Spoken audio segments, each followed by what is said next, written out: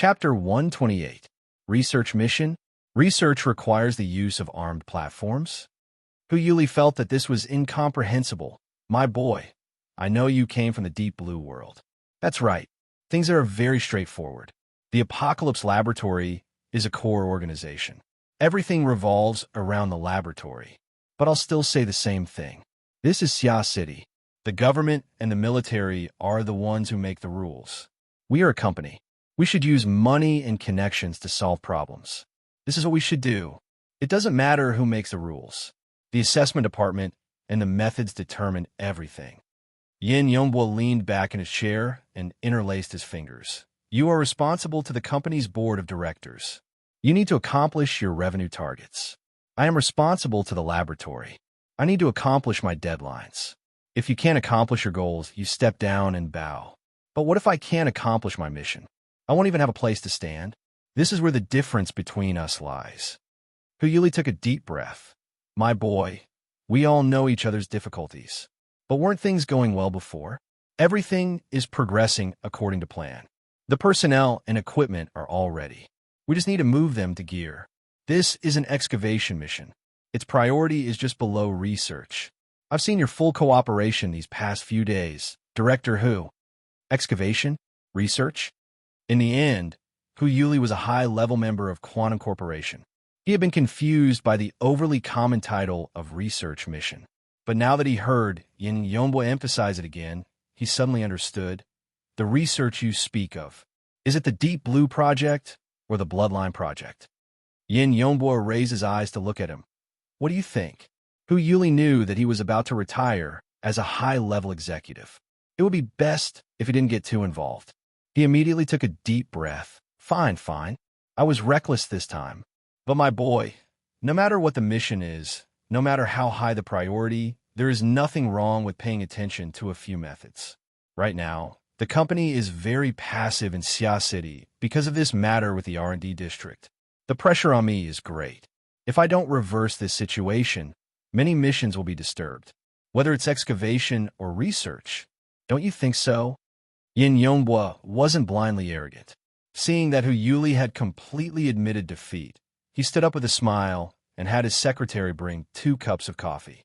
Director Hu, it is unfortunate that an accident occurred. But no one expected that the human-faced arachnid would rebel, just like no one expected that it would be targeted. The human-faced arachnid was Plan A. We were close to success when it was destroyed, but this was not the end. Here is Plan B. We have done very well up until now. But the problem is that the road to happiness is strewn with setbacks. The highest priority has appeared, and we have to prioritize. Fortunately, this should only be a temporary mission. As long as everything goes smoothly, we will only be nervous for 2 days at most. It won't affect the implementation of Plan B. I hope so. Huyuli didn't wait for the cup of coffee. He didn't even need to drink it. Right now, his heart was filled with bitterness. He immediately said his goodbyes. Yin Yongbo walked him to the door. When Huyuli was about to open the door, he hesitated for a moment. In the end, he could not help but turn around and say, Can you answer a question? Please go ahead. I am very clear about the importance of excavating the Stargate. If we can control the deep blue world, we will completely change the course of human history. However, on what basis did that research have to be prioritized over the Stargate? Is it because of its taboo? My instructor in the laboratory, Mr. Li Wei, once said, everything can be delegated to mortals. Gods only need to control life. Yin Yongbo spread his hands. From his perspective, the research of life is the domain of gods. Humans and gods have different standpoints. Madman. Huyuli shot a cold glance at Yin Yongbo. He said no more and left with large strides. In the lower levels of the Deshang building, Crag burst gradually calmed down as time went on. After muttering to himself for a moment, he suddenly proposed, I'll contact the society. There are dozens to 100 people in the fighting arena. If he doesn't take Rue one away, she will be targeted once she awakens her ability. The possibility of her being an ability user trafficker is very high. According to what I know, many underground powers have similar mechanisms to nurture venomous insects. They exhaust all methods to stimulate the potential of their targets, catalyze their awakening, and then sell them for money. Large companies and secret orders are all very good buyers. Cragburst said coldly, when it comes to this sort of thing, we can only see one and eliminate one. Right now, this is no longer a matter of investigating you. This matter will be handled by the society. Even if it's Quantum Corporation, if they can't give us an explanation, we'll beat the fuck up. But just as he made his decision, he smashed a fist into his palm. The most important thing is still tracking. Luo Nan was quite helpless as well. Actually, with the speed of his soul, he could lock on to Jack if he wholeheartedly focused on tracking him. But Cragburst had been ambushed and pinned down, delaying him for such a long time. He might be able to catch up to the heavy truck, but Jack knew of the existence of the soul body. Would he just obediently stay in the truck and drive all the way out of the city? Not to mention that Quantum Corporation had already directly made their move. After covering fire, it was time to provide support and move. Xia City had a population of 200 million. Hiding 2 people was far too easy. It would be great if Cat Eyes was here. With her psychic perception, as long as she made contact with Rue 1, locking onto them from a distance of 300 to 500 kilometers is nothing difficult. Oh, right. Scout, your all-encompassing perception is so awesome. Do you know what psychic perception is? Oh, right. Aren't you a psychic? Why don't you try drawing a picture? Luonan didn't respond. Cragburst also knew that this was just wishful thinking. He clenched his teeth and said, I'll contact the society first. If we can't catch him, we'll have to hand him over. In short, we can't let that bastard escape. I'm going to personally crush his skull. Cragburst raged as he contacted the society. Luonan thought for a bit. Then his soul body bounced and returned to the fighting arena. It was a mess here. The spectators were all retreating. There were still more than 20 unlucky people who had fainted or simply could not wake up. They also needed to be dealt with. Jack left in a huff, causing the other people in charge to be badly battered. Soon, the fighting arena was empty. There weren't many figures left. The altar that the human-faced arachnid had built upon the negative emotions of the spectators had fallen into disarray. But from another perspective, Luonan was here. The framework that supported the altar still existed. The rules of the sacrificial ritual continued. The sacrificial process had yet to truly come to an end. Under the iron rule of winner takes all, as the final victor, Rue, one had yet to completely withdraw or clearly renounce her rightful rights. The human-faced arachnid had taken advantage of the Great Mob Basilisk disruption to divert the disaster to someone else. But all the spectators present were sacrificial offerings. They were targets to be harvested. There was still a connection between her and these sacrificial offerings. There was still a connection between her and the altar framework. Luonan could clearly sense this. Chapter 129. Perhaps he really could draw a picture. Cragburst's reminder reminded Luonan of his identity as a psychic. Though he was still muddle-headed about the principles involved, reality proved that he really did have talent in this area. Most importantly, Luonan had inspiration right now. This inspiration had existed ever since the start of the sacrificial ritual. The treacherous altar, the burning sea of clouds, the brilliant stars, the tempered sharpness, and of course, the empty and silent domain of death in the end. Lines, composition, light, and shade, all sorts of elements had been pondered in his mind for a long time. Luonan believed that even if this matter didn't happen, he would certainly carve this scene down when he returned home and observe it from time to time. At this very moment, a single thought was born, and the impulse to draw became exceptionally intense. However, from his several experiences drawing psychic diagrams, he knew that he needed to have a source and a direction before he put his pen to paper. He needed to add to the existing composition. But Luonan knew far too little about Rue Wen's past. Oh, this was easy to do. Luonan's mental senses were released with full force in an instant. The badly battered person in charge of the fighting arena, the panic-stricken spectators in the passageway, and the gangsters who were maintaining order while whispering to each other. No matter where these people were or what they were doing, all of them couldn't help but shiver at the same time. Ink, who had been with Crag Burst this entire time, flapped its wings and flew back in the direction of the fighting arena, ignoring Crag Burst's calls. Mr. Ma lay on the stretcher in a daze, his hand pressed against his chest. Even though he had already taken medicine and was on a ventilator, the palpitations and suffocation from a few minutes ago still followed him like a shadow. When the world had happened, he was the director of a large biopharmaceutical company in Xia City. His net worth was in the hundreds of millions. People respectfully addressed him as Mr. Ma. Wealth and women were nothing more than decorations to him. His future was full of 60 to 70 years. What he needed was more vivid interest, more intense stimulation, and a higher level of accomplishment. What could be more interesting, more exciting, and more successful than dominating the lives of others? So Mr. Ma fell in love with the fighting arena. He fell in love with the smell of blood here. He invested in this place for the sake of changing the style of fighting to become more exciting and more exciting.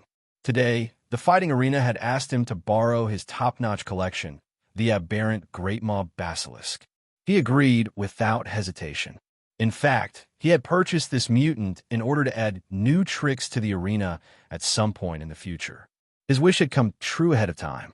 But just a few minutes ago, his most prideful collection, the Great Maw Basilisk worth tens of millions, fell to the ground in front of him, crumbling and rotting. The destruction of the collection was not the end of the world.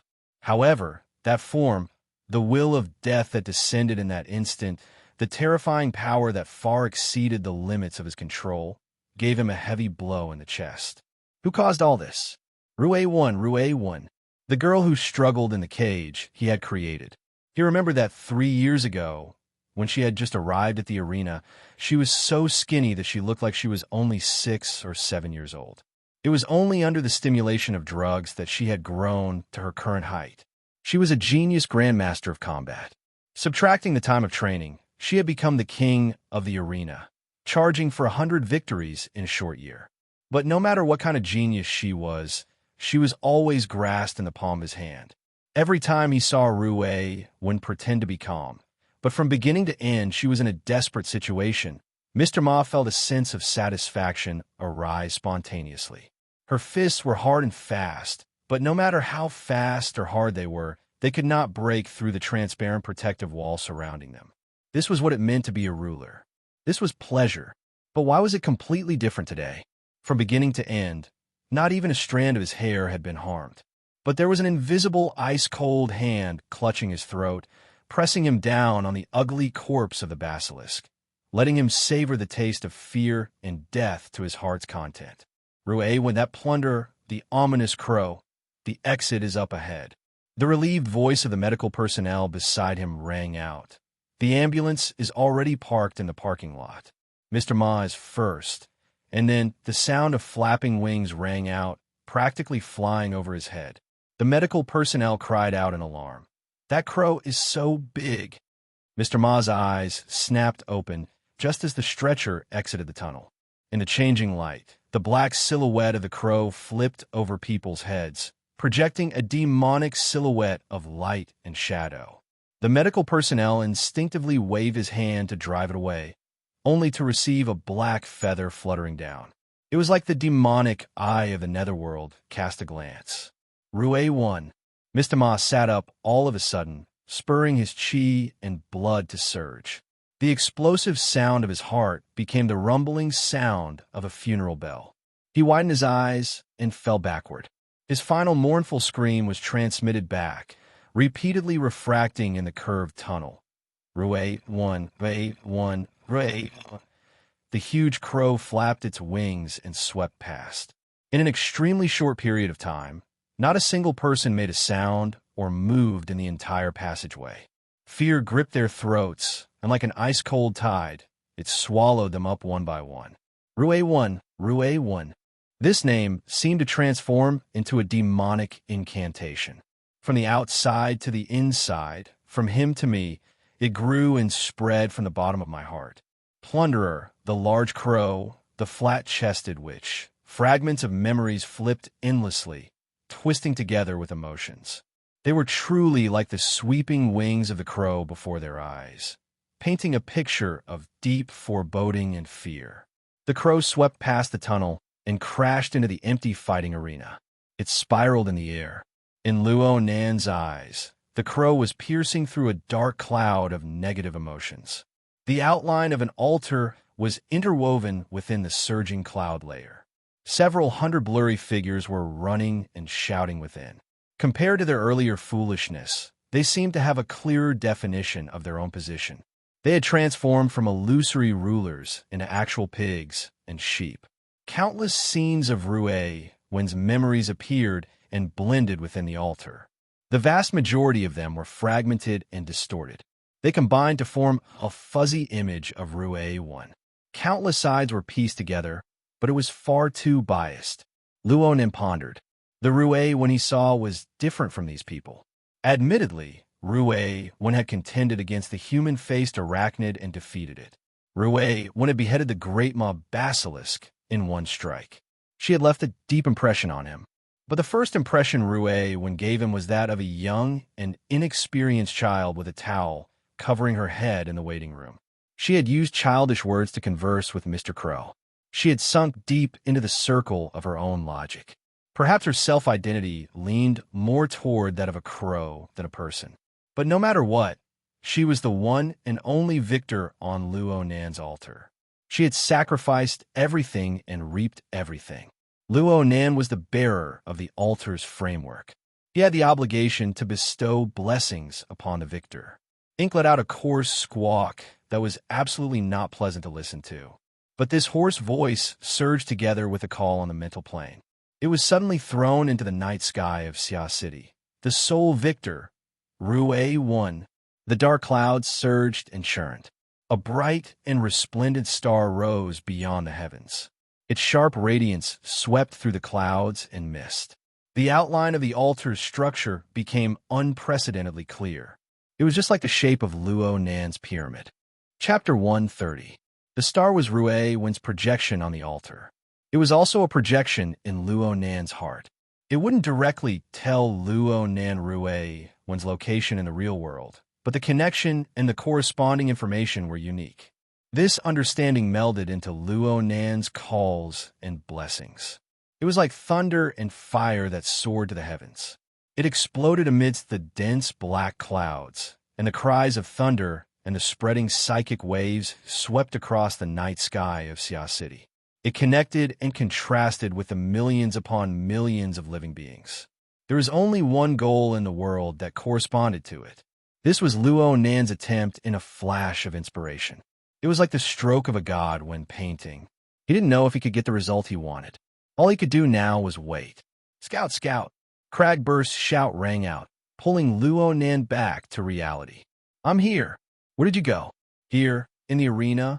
I'll see if there are any clues about Raven in preparation for the psychic map. What do you think? Can you do it? It's hard to say. Right now, Luo Nan's lies really came out of his mouth as soon as he opened his mouth. But in a certain sense, this could not be considered a lie. He was indeed preparing to communicate with the touring spirit.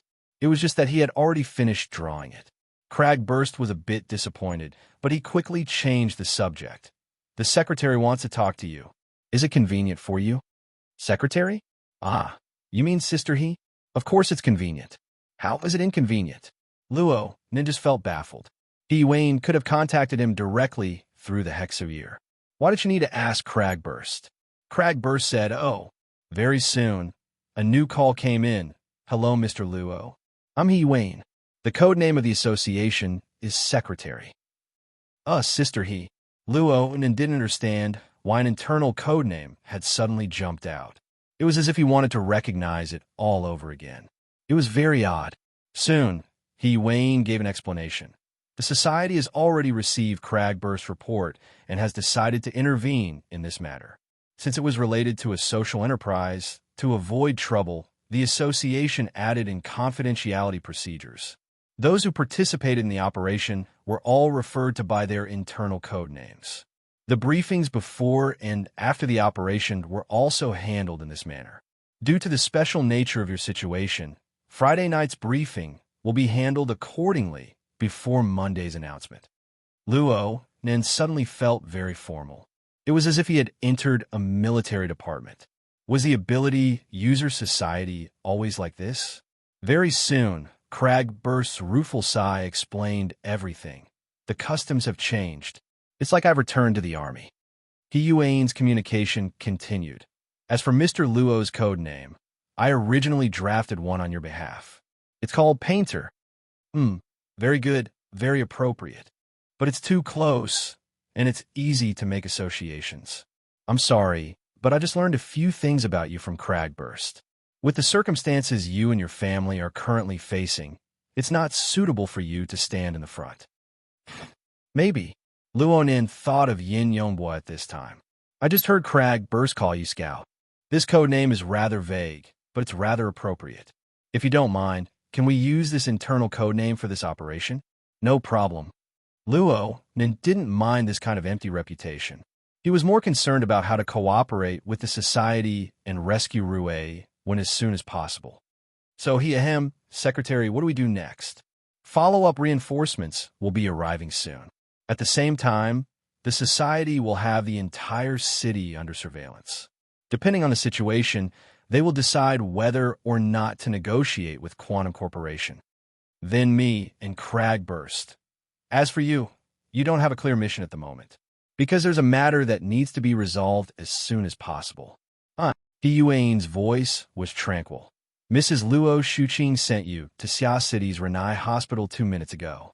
The current conclusion is that you've lost consciousness and are in shallow coma. Cragburst nearly went insane from hearing this. Isn't Scout right here? You're talking about his main body. Luonan was speechless for a time. Only now did he remember how long it had been since his soul was in an out-of-body state. It had been at least 3 or 4 hours. He was still pretending to be asleep in the car before his out-of-body state. Even if he circled around the city, he should be home by now. Clearly, he had no way of getting off the car by himself. In a short 2 days, he couldn't be woken up again. And this time, he really couldn't be woken up. It must be known that his aunt and uncle had just secretly done a DNA test for him. Under these circumstances, the two couldn't help but think too much. Mr. Luo, Cragburst says that you're attaching your soul to Crow's body, but I don't think so. Hiyuane didn't call him by his code name, indicating that this matter had nothing to do with the operation. It looked like the matter of his out-of-body state couldn't be concealed any longer. Luonan was just about to come clean when Hiyuane spoke. I've consulted Old Man Yu. Your situation is very likely to be a rather complicated soul attachment state. In other words, the vast majority of your consciousness, or perhaps it should be said that your soul has been projected through your ability to come to Crow's body. This is an extremely troublesome situation. It will cause continuous wear and tear to both you and the target of your soul attachment. If the separation isn't done in time, the consequences will be extremely serious. I've already informed Cragburst that you shouldn't go anywhere right now.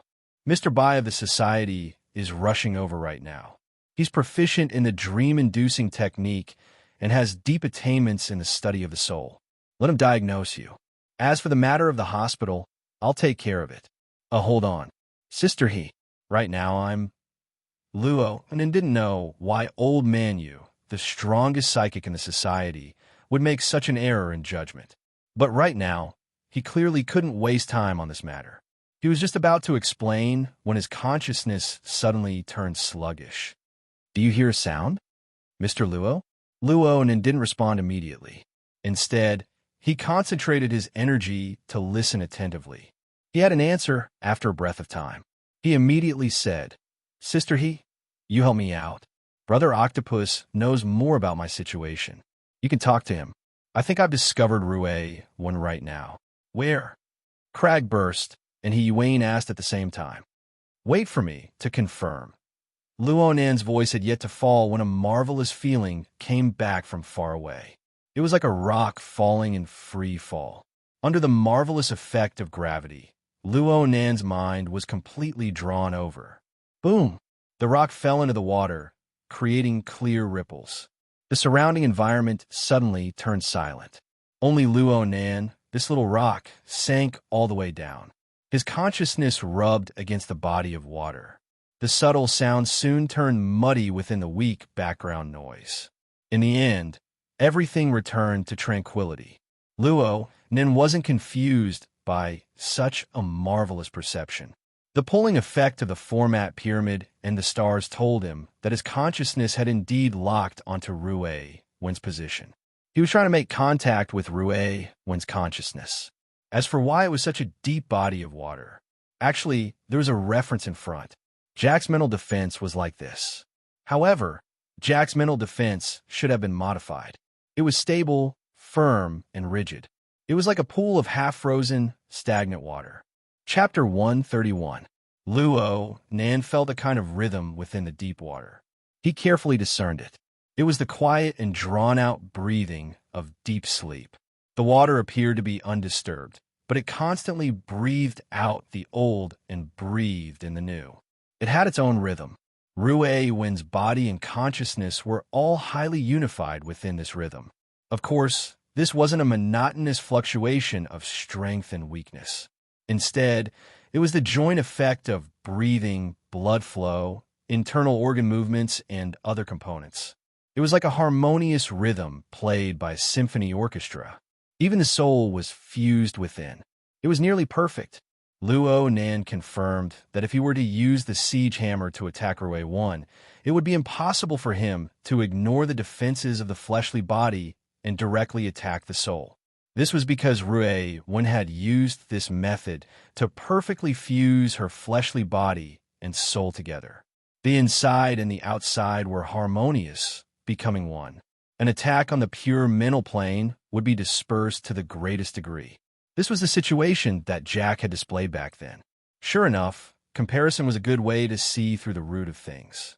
Luo Nan's siege hammer was ineffective when he fought Jack back then.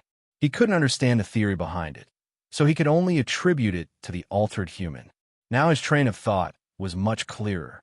Of course, Jack was able to accomplish this because of the altered human factor.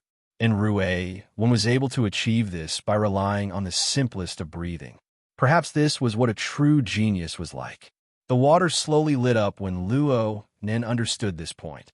His consciousness illuminated this place, and he truly saw Rue 1. He performed a shallow scan on the girl.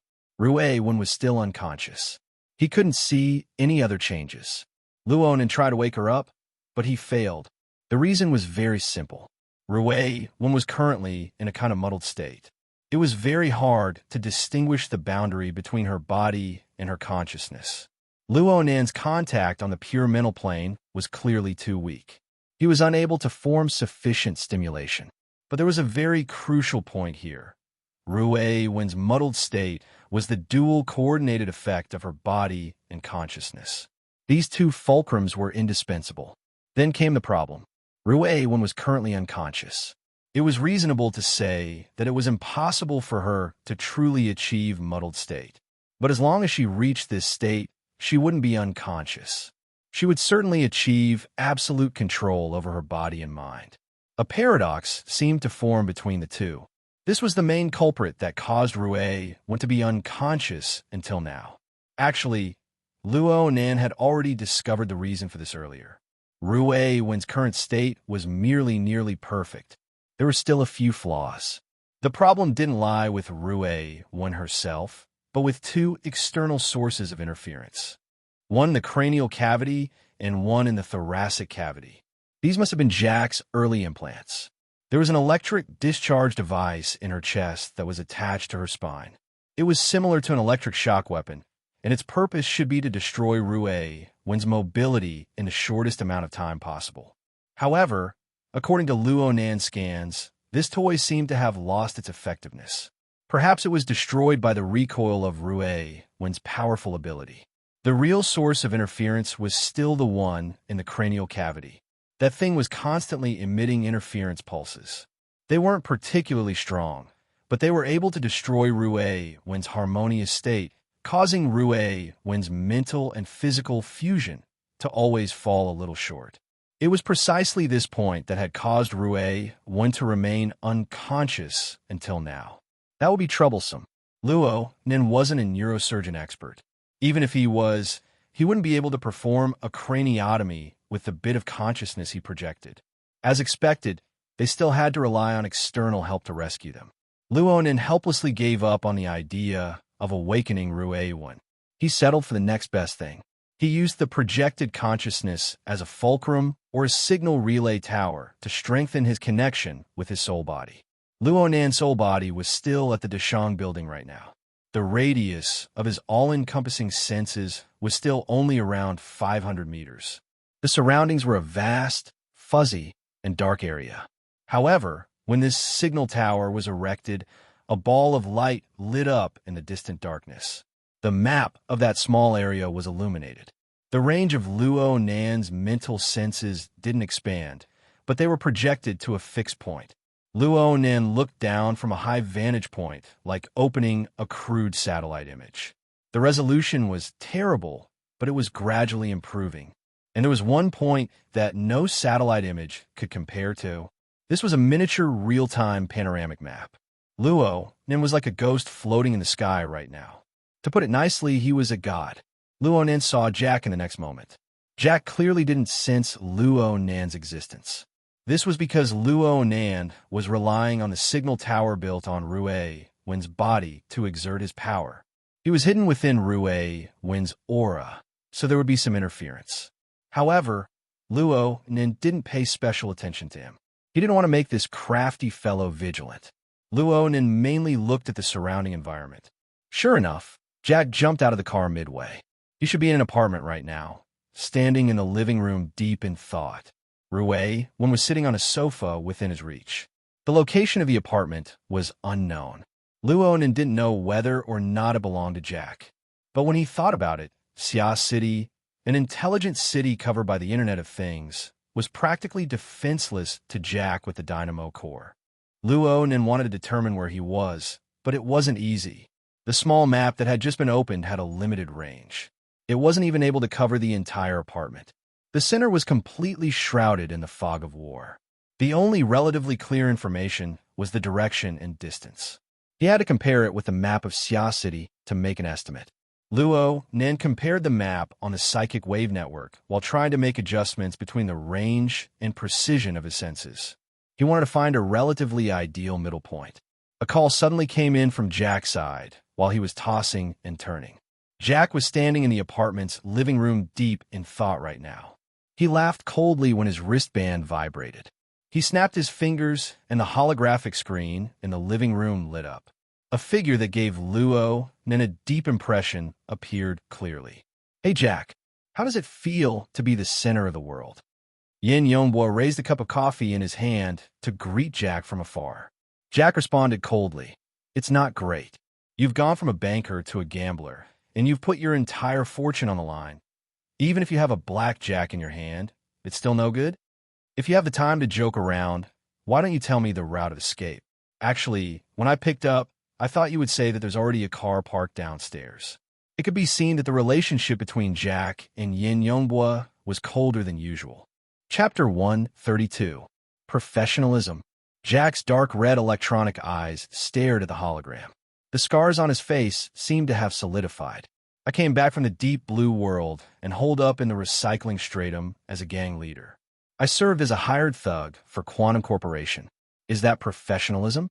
Oh, ideals. It's desire." Jack knocked his own chest. To be the head of a miner in the deep blue world, mining tens of thousands of meters deep every day, or to return to the big city, free and unrestrained, doing whatever you want. Anyone with normal desires would make the same choice as me. I paid a great price for this. I relied on a bit of luck to come to Xia City. Yin Yongbo was a bit surprised. He wasn't surprised by Jack's choice, but rather his attitude. Now wasn't the time to pour out his heart. He believed that Jack definitely had some other goal. So I'm very annoyed. I've been in Xia City for over 3 years. Quantum Corporation usually doesn't contact me, but there are always some people who support the business. I can go do what I like. It's very comfortable until you came back from the deep blue world. Yin Yongbo raised his coffee cup and gestured to Jack. "That's truly an honor." Jack laughed. "You came to excavate the Stargate, right? Hee hee. If the second deep blue world succeeds, it will be a great achievement. But it has nothing to do with me. I've seen it for a long time. The Apocalypse Laboratories androids will never have a chance to shine. Anything that can be mass-produced is a consumable for those people. There are no exceptions. The expression on Yin Yongbua's face froze for a moment. Jack grinned at him and spread his hands. Since it's a consumable, professionalism and whatnot is too laughable.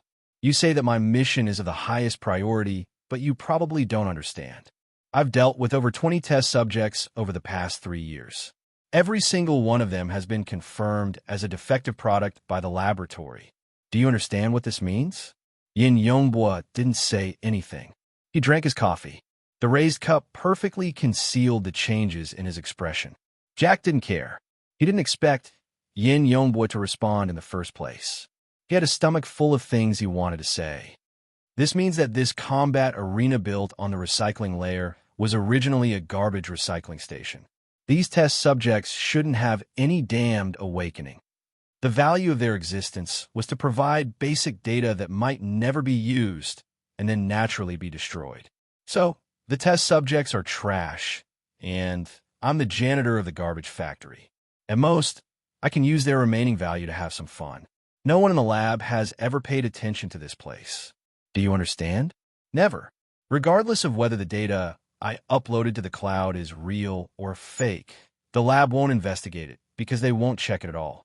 I can dispose of any of my subjects whenever I please. In fact, I do it all the time. Yin Yongbua paused the cup of coffee by his mouth for a moment before putting it down. He faked a sigh and said, I think the laboratory will have a headache over the awakening of a defective product, especially Professor Li Wei.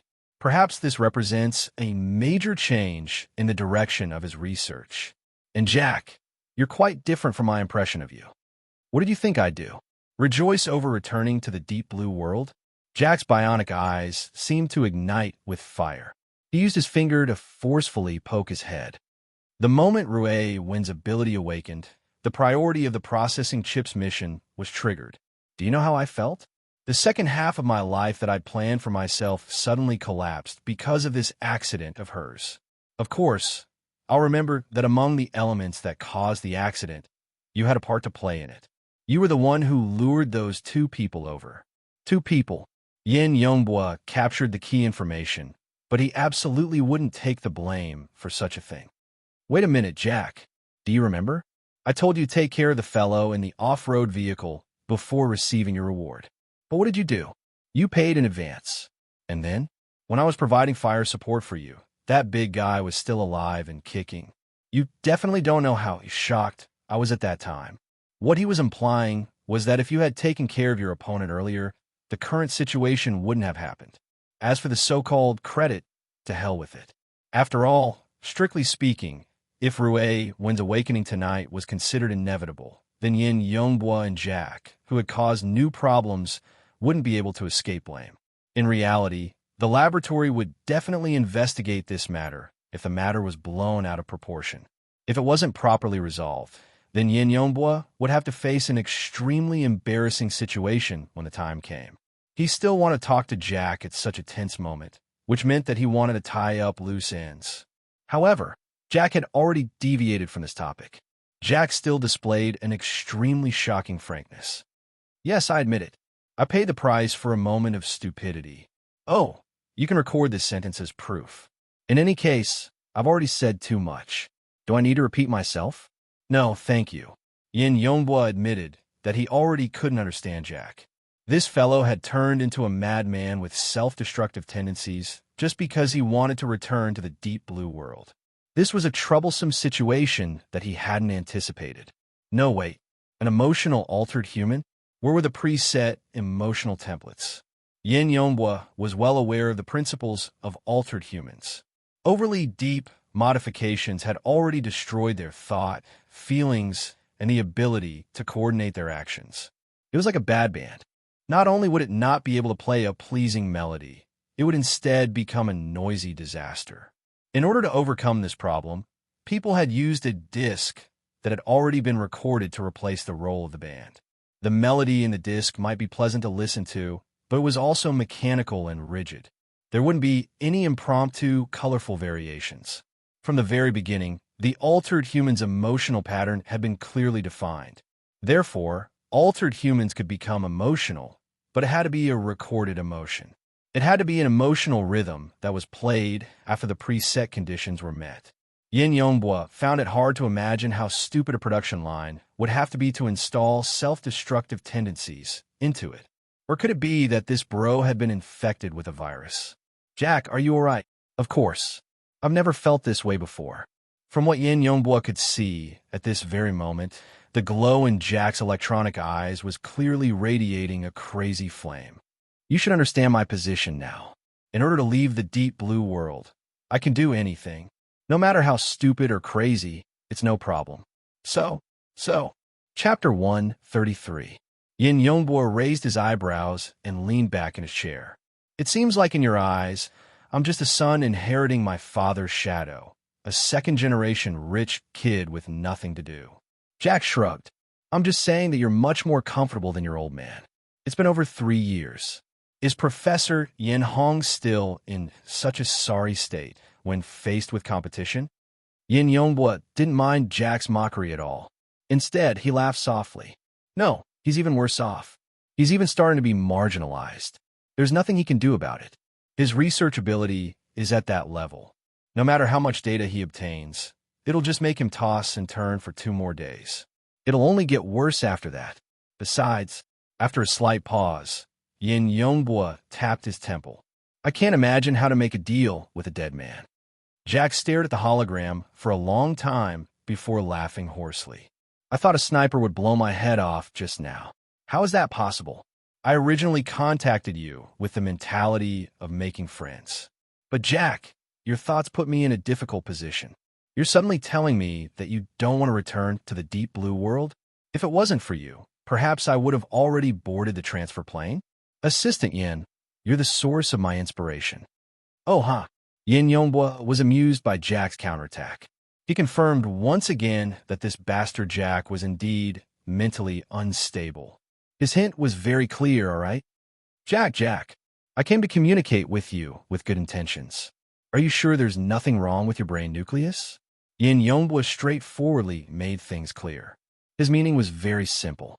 Whether it was the Apocalypse Laboratory or Quantum Corporation, a cyborg like Jack had to be treated as a consumable while guaranteeing loyalty. They could only use some technical methods, like the brain nucleus implanted in Jack's brain. Apart from providing all sorts of advanced thought patterns, it also had monitoring and recording functions. If it was confirmed that Jack had rebelled, the laboratory had specialized equipment to destroy the function of the brain nucleus. Even if Jack didn't die, he would still become a psychopath with severe cognitive impairment. Yin Yongbua couldn't possibly cooperate with Jack without solving the problem of the brain nucleus. He would only be throwing himself into trouble. Of course, if Jack really did have such a method. Oh shit. Yin Yongbua's eyes suddenly widened in the next moment. Jack shook his head slightly and grinned. On his pale skin, a layer of dark red light was emitting from the clothes he was wearing. The surrounding air was warped by the high temperature of the flames. The wooden floor beneath his feet was also charred black by the flames and even ignited. The problem was that Jack's skin and clothes were not damaged at all, as if the flames were just an illusion. The dark red light passed through the screen and burned Yin Yongbua's eyes. His body subconsciously leaned forward. Ignoring the stimulation of the flames, he carefully observed the distortion of the surrounding air. After a few seconds, he finally came to a conclusion. Format of fire. As you can see, Jack's body was still emitting flames. He squinted his eyes slightly. Although he was wrapped in flames, he was enjoying it immensely. Yin Yongbua was stunned for a long time before saying, "The modification you received, is it third-generation burner technology?" "No, that's not right. I've seen your information. Your artificial organ ratio has reached 55%, far exceeding the upper limit of the archetype format's 14%. Jack extended his thumb and forefinger, making a stretching motion. Dynamo movement technology. Are you trying to make me laugh? Yin Yongbua no longer pretended to be deep. He stood up and heavily slapped the table with both hands. Although I'm a first-generation burner, the first in the world. All right, thank you. Yin Yongbua practically gritted his teeth in thanks. Then he said, It's true that I'm a first-generation burner.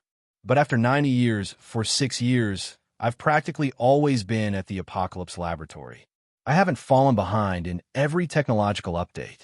From the very beginning, when I simply ignited my life force, to the second generation and the exoskeleton armor, to the third generation's internal structural strengthening. Of course, that includes the fourth generation dynamo movement technology. Do you remember, Jack?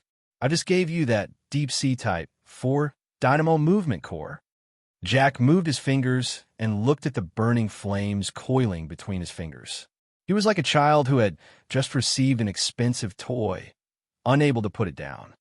The fourth generation dynamo movement technology you're talking about, is it the laughable result of your old man being led by the nose by others? That castrated version of technology that Quantum Corporation is so pleased with? He raised his eyes to meet Yin Yonhwa's cold and severe gaze. My dynamo movement core technology isn't that complicated. It's just a proper application of the dynamo movement core. It's a crucial method to allow an altered human, no, anyone, to become a burner. There is a moment of silence both inside and outside the holographic screen. Luo Nen was already stupefied from watching. He looked down from high above and witnessed the entire process. The large amount of background information overwhelmed him. Aside from the dynamo movement core and the deep blue world that he had already come into contact with, there was also the Apocalypse Laboratory, the excavation of the Stargate, and Yin Hong's current whereabouts. Unfortunately, they were all fragmented fragments. Wanting to piece them together was undoubtedly an extremely arduous task. And naturally, Yin Yonhwa's current reaction surprised him the most. Luo Nen had seen Jack's format of fire before. He originally thought that this was a new technology that Quantum Corporation and the powers behind it had secretly promoted. But he understood from Yin Yonhwa's reaction that Jack's situation was actually a special case. Now, this was interesting. According to what Jack said, he was just the head of a miner mining in the deep blue world. How did he know all this?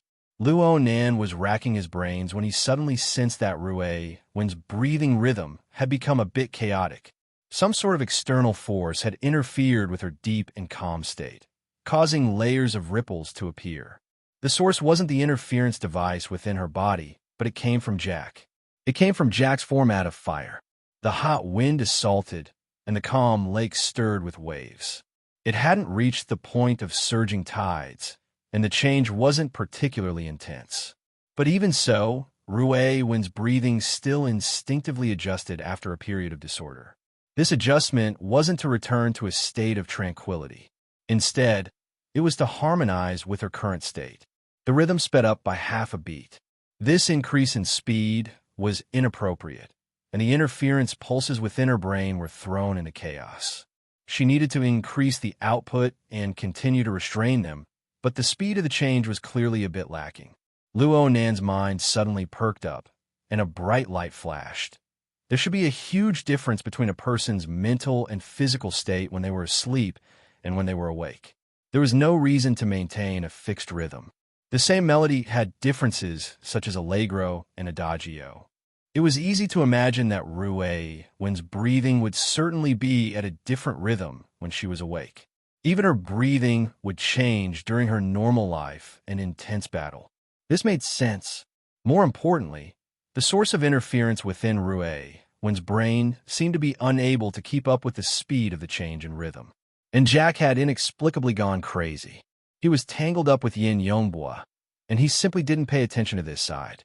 A golden opportunity bestowed by the heavens. Luo Nen stared at Jack. This fellow who had inexplicably gone crazy was still displaying his format of fire. Luo Nen was fully aware that the so-called flame was just an external form. The true source of power and interference was the archetype format. It was this thing that was completely at odds with Rue Wen's own rhythm and melody. Format, right? I don't lack formats. Chapter 134. The changes in the living room were split into two groups, but the blazing light on Jack's body drew everyone's attention to him, including himself. No one paid any attention to the unconscious Rue Wen on the sofa. The powerful heat radiation in the room also perfectly covered up the minute changes that were almost undetectable. Yin Yonghua had just recovered a little. He forced his body to relax and sat back in his chair. He placed his elbows on the table, and his fingers were still crossed. He lightly pressed the tip of his nose and covered half of his face, trying his best not to reveal too much information about his emotions. Jack, forgive me for still doubting your words. You know, I've been in the Apocalypse Laboratory for almost 6 years. Work subscription, chapter name, word count, price, crossover coins, balance, crossover coins. This book will no longer display a deduction notification. New chapters will be automatically purchased. Chapter 135. Luo Nan's soul body flew through the night sky, closing in on Rue 1 at high speed. Ink was 7 or 8 kilometers behind Cragburst. He was in the second echelon by relying on his flying advantage, but he was still pulling away from Cragburst. As for Cragburst, he could only bitterly follow behind Ink. And in other directions, he, Wayne, and the participating members of the society were converging from all directions according to the approximate direction and distance given by Luo Nan. The society used satellites as well. They constantly narrowed down the search area and marked out suspicious locations. Countless messages were transmitted through the hexa ear, but not a single trace was left behind in Luo Nan's mind. Luo Nan's mind was already completely focused on Rue 1. In the body of water, where his body and soul blended together, he set up his own format.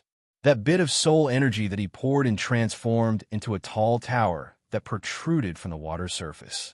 There were also dark chains that resembled giant pythons that swam inside and outside the pyramid, creating waves in the water's surface. Luo Nan wanted to affect and disrupt Rue 1's rhythm, forcing her to change her tune and break away from the influence of the pulse in her brain.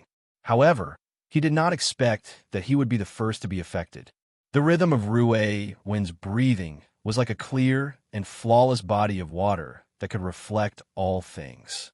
Here, Luo Nan could not help but feel that the format pyramid was excessively rigid. The heavily chained crow was excessively messy. This was a purely awkward feeling, but forced him to make adjustments. Otherwise, even the erected format would feel crooked.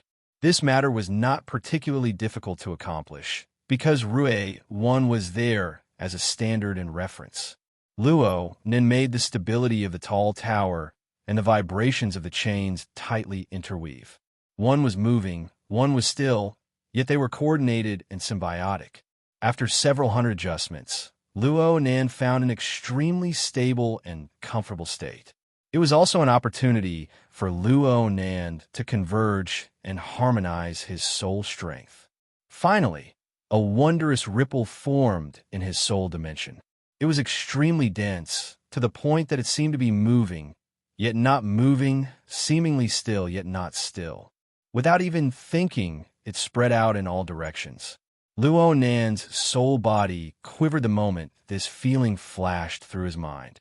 It was as if a layer of formless impurities had been shaken off, becoming much more transparent. His soul seemed to be breathing, possessing the ability to exhale the old and absorb the new. This was the breathing of the soul, the rhythm of the soul. It was also this wave of vibration that swept past. His and Rue 1's two rhythms clashed, and the water suddenly trembled and churned. The seemingly smooth shockwave actually had an extreme impact. If this chapter is not finished, please turn the page. Destructive power. Right at this moment, the external stimulation suddenly increased in intensity, drawing Luo Nan's gaze outward. He just so happened to see Yin Yonghua's terrified and shaken face on the holographic screen. He can see it. Luo Nan's heart spasmed as well. But when he saw Yin Yonghua's pale expression, his exceptionally clear mind flashed with a flash of inspiration. He was suddenly enlightened. Yes, he had built the framework of the altar, carried Rue 1 and the human-faced arachnid in a higher-level battle, experienced the breathing of the soul, and so on. He had made progress, and the extent of his progress had exceeded his imagination. At the very least, the consciousness he projected had already interfered with the material plane, causing the originally invisible soul energy to appear in front of others. Control them. Yin Yonghua didn't know why the archetype format he was familiar with would appear in such a strange form in front of him, but even a fool could see that something was wrong with Rue 1. If something happened to Rue 1, all cooperation would become a joke. Yin Yonghua warned loudly, but Jack didn't need him to do anything superfluous. He immediately activated the pulse switch in Rue 1's brain. But just a split second before this, a wave of quiet undercurrent seemed to brush past Rue 1's entire body, both inside and out. The precision instrument stopped reacting. Rue 1, Jack's bionic eyes nearly ignited. His killing intent was like fire. And on the sofa, Rue 1, who had been sleeping all this time, suddenly opened her eyes. Her figure bounced up in the next moment, and Jack's deep CEM field was activated at the same time. The sofa, which weighed over 100 kilograms, was lifted into the air and flung to the side. It heavily smashed into the French window between the living room and the balcony, shattering the glass with a bang. The cool autumn wind blew in, and the curtains fluttered. The surrounding residents were in a bit of an uproar. It must be known that it was already past midnight. Perhaps other places in Xia City were still feasting and feasting, but the residential area had already returned to tranquility. This kind of momentum was still too big. Damn it. Hold on for another 5 minutes. Backup will be here soon. Yin Yonghua took the initiative to cut off the communication after he finished speaking, and the holographic screen went out. Jack turned a blind eye to this. He only had Rue 1 in his eyes. There were no obstacles between him and Rue 1 in the living room that couldn't be considered large. However, Rue 1 seemed to possess the instinct to hide in the darkness. She landed noiselessly in the thickest shadows in the corner of the wall. She didn't open her mouth. She didn't make a sound. She only spoke. Please turn the page. It was a cold stare. Jack lightly pressed his forehead to ease his surging emotions. Rue 1, you plunderer who always destroys other people's dreams. Before his voice fell, Rue 1's figure suddenly warped in the shadows in the corner of the wall. She launched a charge at Jack with absolute speed. But what was even faster than her charge was a cold and desolate edge that suddenly shone in the nothingness. Jack's deep-sea EM field had been present all this time, sweeping up practically all the furniture in the living room. But at this moment, Jack still let out a muffled groan. His body fell back, and he crashed into the entrance door. There was no light there, but dark red flames rose explosively in the next moment. The fiery light illuminated his face. Jack's ugly face was already covered densely with scars. Half of it was rapidly withering and drying up. There was a clear scar on his cheekbone that was still in the process of tearing. Half of his ash-gray bones had already collapsed. What came out from within wasn't blood, but flames. It hit. Even though Jack had already used the dual interference of the deep-sea EM field and the format of fire, he still wasn't able to block Rue 1's edge. In fact, if it weren't for the interference, this strike would have directly pierced through his brain, a fatal strike. Luo Nen observed from above, seeing even more clearly. Rue 1's ability was somewhat similar to Zhang Yingying's white rainbow. It was just that white rainbow was like a rivulet of clouds that coiled around a mountain. Its form was relatively fixed, and its edge was contained within. As for Rue 1's edge, it was hidden within her own aura. It suddenly erupted, coming without a shadow and leaving without a trace. The sharpness was secondary. What truly exuded was the flavor of deathly stillness and ice. Luo Nen actually didn't see the trajectory of this strike. Half of Jack's face was already finished. Rue 1. Rue 1. Jack's voice became indistinct. His body actually retreated even further. The home AI, which hadn't responded no matter how he tossed and turned, was as obedient as a dog. It immediately opened the door. By the time the door opened a crack, Jack had already crashed out. Rue 1 didn't make a sound. She chased after him, but the alloy security door rumbled shut at this time. It was locked, so it wouldn't be easy to open it in a short amount of time. 2 muffled bangs rang out at this time. 2 cylinders the size of cups were thrown in from the balcony at practically the same time. They passed through the shattered floor-to-ceiling window, and they passed through the living room with extreme precision. They were thrown towards the entrance door. Only 30 seconds had passed since Yin Yonghua cut off the communication. Chapter 136. Grenade. Luo Nan's soul illuminated, and he could see clearly that the two cup-shaped toys were clearly military-style grenades. He thought back to the defensive grenade that had put Crag Burst in such a sorry state back then. He thought back to the might of the grenade in this sealed environment. He was stupefied for a time. He could only instinctively warn Rue one. His mind was blank as to what to do next. In the next instant, he saw Rue when swiftly turn around, her feet speeding up as she rushed towards the falling grenade. Was he going to fight back like in the movies? Luo Nan's thoughts had yet to completely turn when he used his all-encompassing view to watch helplessly as the explosive power of the two grenades took effect. The outer shell warped, cracked, disintegrated, and finally exploded in midair. The details of the entire process were under his clairvoyance. It was so detailed that it seemed as if it was being played in slow motion. But the problem was that the explosion had occurred in the instant that Rue, when it sped up and leaped up. It had happened in less than the blink of an eye. There was no flying shrapnel, but there was a powerful flash and a loud roar, as well as a continuous flicker of electricity. A stun grenade and a pulse grenade. The power of the two tactical grenades stacked together was enough to knock down a ferocious tiger. The explosion exceeded 170 decibels, shattering all the glass in the room at the same time, including the windows of the surrounding neighbors. The entire apartment building was in an uproar. In the instant the two tactical grenades exploded, Rue, when had already completed her movements. Her entire body had already leapt into the air and was rapidly leaping towards the balcony. However, as the explosion rumbled, it was as if Rue had been struck in the head by a hammer. Her body, that was brimming with tension, suddenly lost its balance. The distance between the entrance hall and the balcony was a distance of 7 meters. She should have been able to cover it with a single leap, but now she was falling halfway. Rue Wen's performance was extremely tenacious and persistent. Her shoulder touched the ground, and she did another roll, leaping forward. She was still heading in the direction of the balcony. There was a slight deviation, but it wasn't too far off. She couldn't be blamed for doing this. In fact, the entrance door behind her opened, and Jack, wrapped in dark red flames, rushed in again. With Rue, when having just endured the shock grenade and pulse grenade, it would be hard for her to contend against Jack in any way. She needed time and space to breathe and adjust. However, just as Rue Wen's figure leaped onto the balcony and was about to get up, a thick and sturdy figure that was over 2 meters tall silently floated up from below the balcony. The exoskeleton armor, assembled from metal modules, was painted with a layer of dark, light-absorbing paint. It looked a little blurry in the night, but a thick and dense aura emanated from this place. If this chapter is not finished, please turn the page.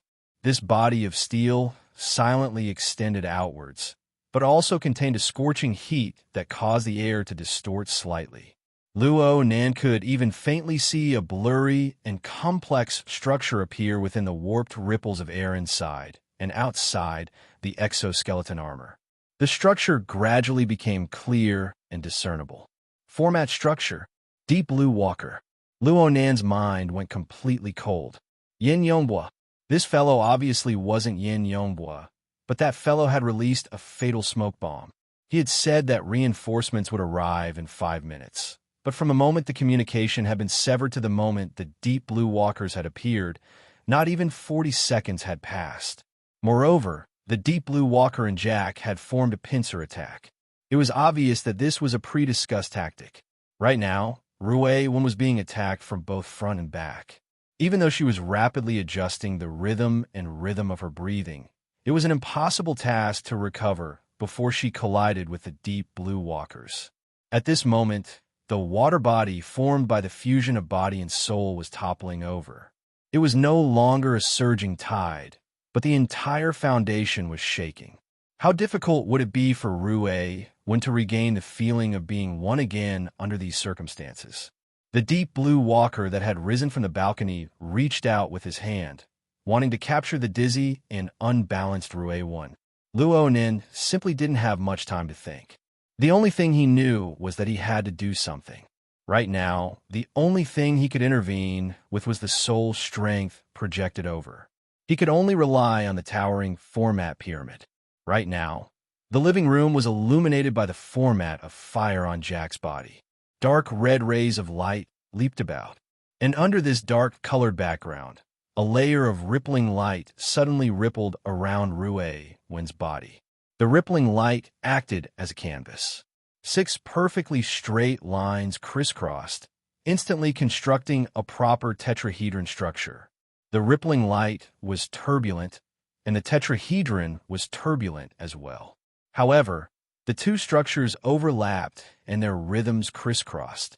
They quickly formed a dynamic relationship of mutual cancellation and mutual response. Jack saw this mirage-like marvelous image from behind. His heart skipped a beat, and he increased his speed once more. At the same time, he warned the deep blue walker outside the balcony with a stern voice. "Deal the killing blow." Luo Nan's mind condensed at nearly the same time as Jack's shout. His consciousness concentrated. Freeze! At this very moment, the concise and abstract tetrahedron structure was like a soul-suppressing pagoda towering in the void. All fluctuations were smoothed out in an instant. At the same time, it also froze Rue Wen's body in place. The rippling light froze her body and soul, which was hard to suppress for a moment. After extreme stillness came extreme movement.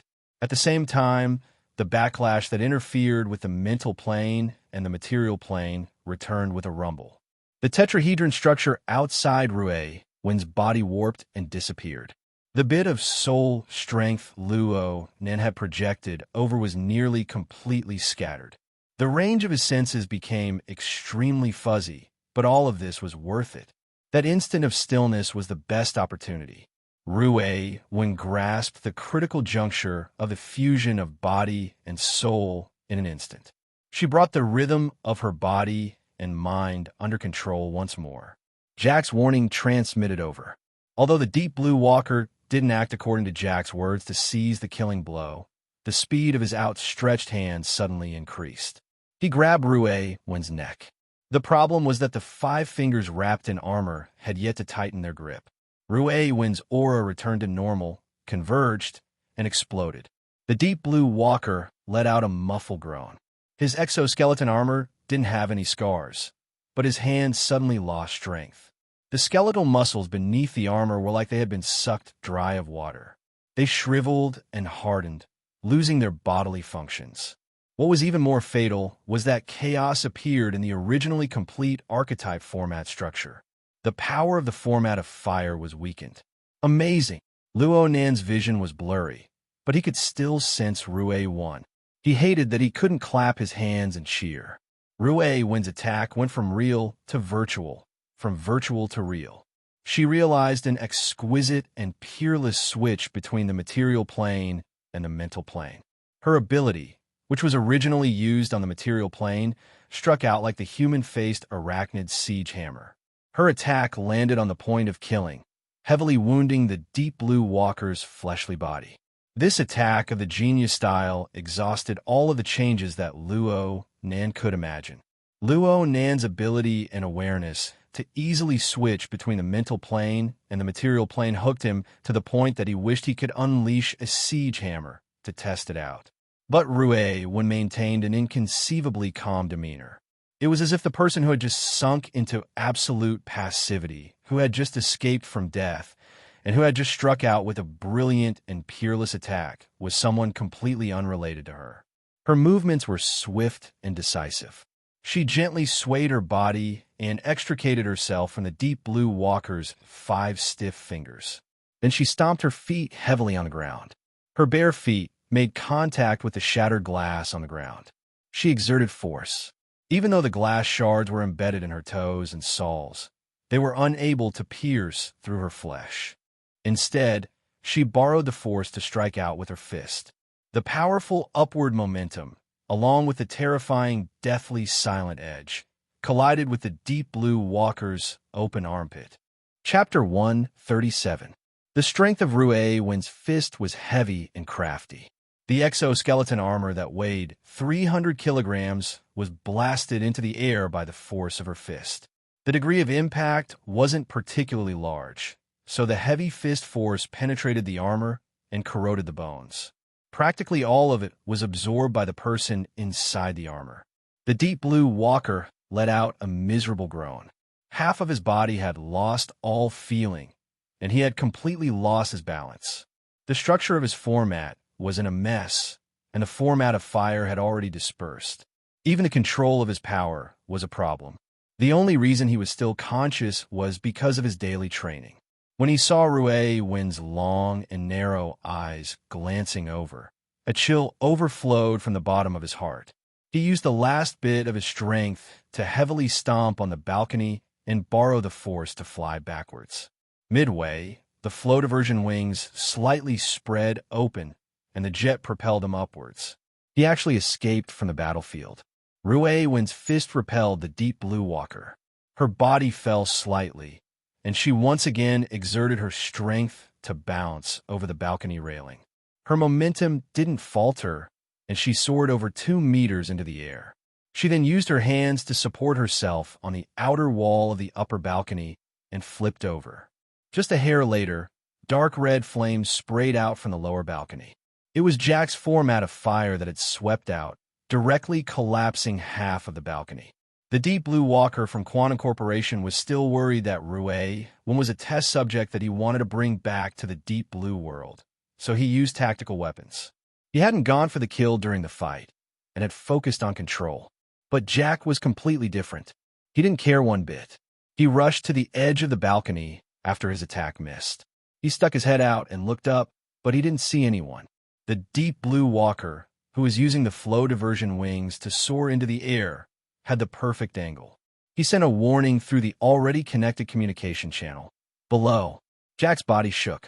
Whether it was the electronic eye that was integrated with many kinds of detection technology or other sensing instruments, none of them could detect Rue Wen's figure. But Rue Wen was indeed below. She was a living person, but she was like an incorporeal specter. After flipping over to the upper balcony, she immediately shifted to the side, borrowing the shadow of the balcony's side to noiselessly flip back over. She used the balcony railing as a cover, and a fist smashed onto the railing the instant Jack received the warning. The deathly silent edge penetrated, and it was that unpredictable transformation of illusion and reality. Jack groaned miserably and staggered backward. His leg was hit. He had only taken 2 steps back when his skin and flesh shriveled and fell off. His brittle bones couldn't bear the force of his weight and snapped, leaving half of his leg bone behind. Jack fell backwards, heavily smashing onto the floor. His appearance was just like the great mob basilisk that had once been insufferably arrogant in the fighting arena. If this chapter is not finished, please turn the page. Rue Wen. Jack's face contorted as he roared, but at the same time, he used both his hands and feet to fiercely exert his strength, gliding swiftly across the messy floor of the room. The deep-sea EM field and the format of fire fused together to form a substantial vortex of fire. It continuously contracted and expanded, forming a powerful repelling force that blocked Rue Wen's advance that followed him like a shadow. His speed was quite fast. In the blink of an eye, he had slid out of the door. This time, he did not close the door because there was a steel wall moving horizontally, blocking him from the outside. Another deep blue walker. This exoskeleton armor looked even thicker than the one that escaped from the balcony. It stood there and blocked the door of the room tightly. Then he turned his arm to actually raise an external bulletproof shield. He smashed it onto the floor with a bang, firmly securing it in place. If it was just a shield, then it would be useless against Rue Wen's unfathomable ability. The problem lay in the fact that flames were surging on this person's steel body. There were even layers of flames that gathered on top of the shield. It was clear that this was a special technique. Every skill had its specialization, and its defensive power was certainly far above the norm. Luo Nan suddenly thought of something as he observed the situation. According to the introductions of a few popular science programs, Deep Blue Walkers usually operated in units of 5 to 7 people when they fought against mutants. Back when they surrounded and killed the burning wraith on the warship, there were 5 people working together. They clearly belonged to the military and Quantum Corporation, but they advanced and retreated in an extremely orderly manner. They certainly put in painstaking effort in the corresponding joint attack training. In other words, there were at least 3 other Deep Blue Walkers in the vicinity of this apartment building other than the sturdy shield-wielding man in front of him and the one who had been heavily injured by Rue when, just as this thought came through his mind, the sound of heavy footsteps rang out from the messy balcony. Another Deep Blue Walker was undoubtedly there. Looking at how he wielded the gun with both hands and how he operated it skillfully, it was clear that he was not the unlucky bastard who had half his body crippled. At the same time, a sound came from the bedroom. The exit was really blocked. This apartment was a small apartment commonly seen in Sia City. It had a structure of 2 bedrooms and 1 living room. The only things that could lead to the outside world were the main door, the balcony, and the master bedroom. Right now, 3 Deep Blue Walkers were blocking the 3 exits. It was like catching a turtle in a jar. This wasn't a battlefield suitable for Deep Blue Walkers. But if they were able to utilize it properly, one would find it hard to resist, even if they used tactical ammunition like stun grenades and pulse grenades. The situation took a sudden turn for the worse. Please continue to the next page if this chapter isn't finished. One was silent. She had no intention of changing her target. She faced the sturdy shield-wielding man outside the door and sprinted in a straight line. Her speed grew faster and faster. Everyone, including Luo Nan, thought that One was going to use the same old trick again. She was going to use her unpredictable, deathly silent edge to directly penetrate the sturdy, shield-wielding man's defense. Electric waves crisscrossed in the air. Several Deep Blue Walkers instantly communicated through telepathy. It's impossible for Wall 5's 100-fold flame to be penetrated in one strike. Follow up with a wave of stun grenades. Cannon 6, Roger. Prepare. Tactical ammunition. Prepare to fire. Gun 4, Roger. Prepare to charge. Roger. A tactical grenade was tossed out from the bedroom after an instant of synchronizing. One was charging too fast. The grenade's delay wasn't that coincidental. It was impossible for it to explode before One and Wall 5 collided. However, as long as One was unable to instantly charge through Wall 5's impenetrable defense, even if it was just a delay of half a second, the grenade would explode in the back of her head. Luonin saw the stun grenade fly through the air. He was already prepared to activate the format pyramid once more, taking the first step to help when resist the incoming attack.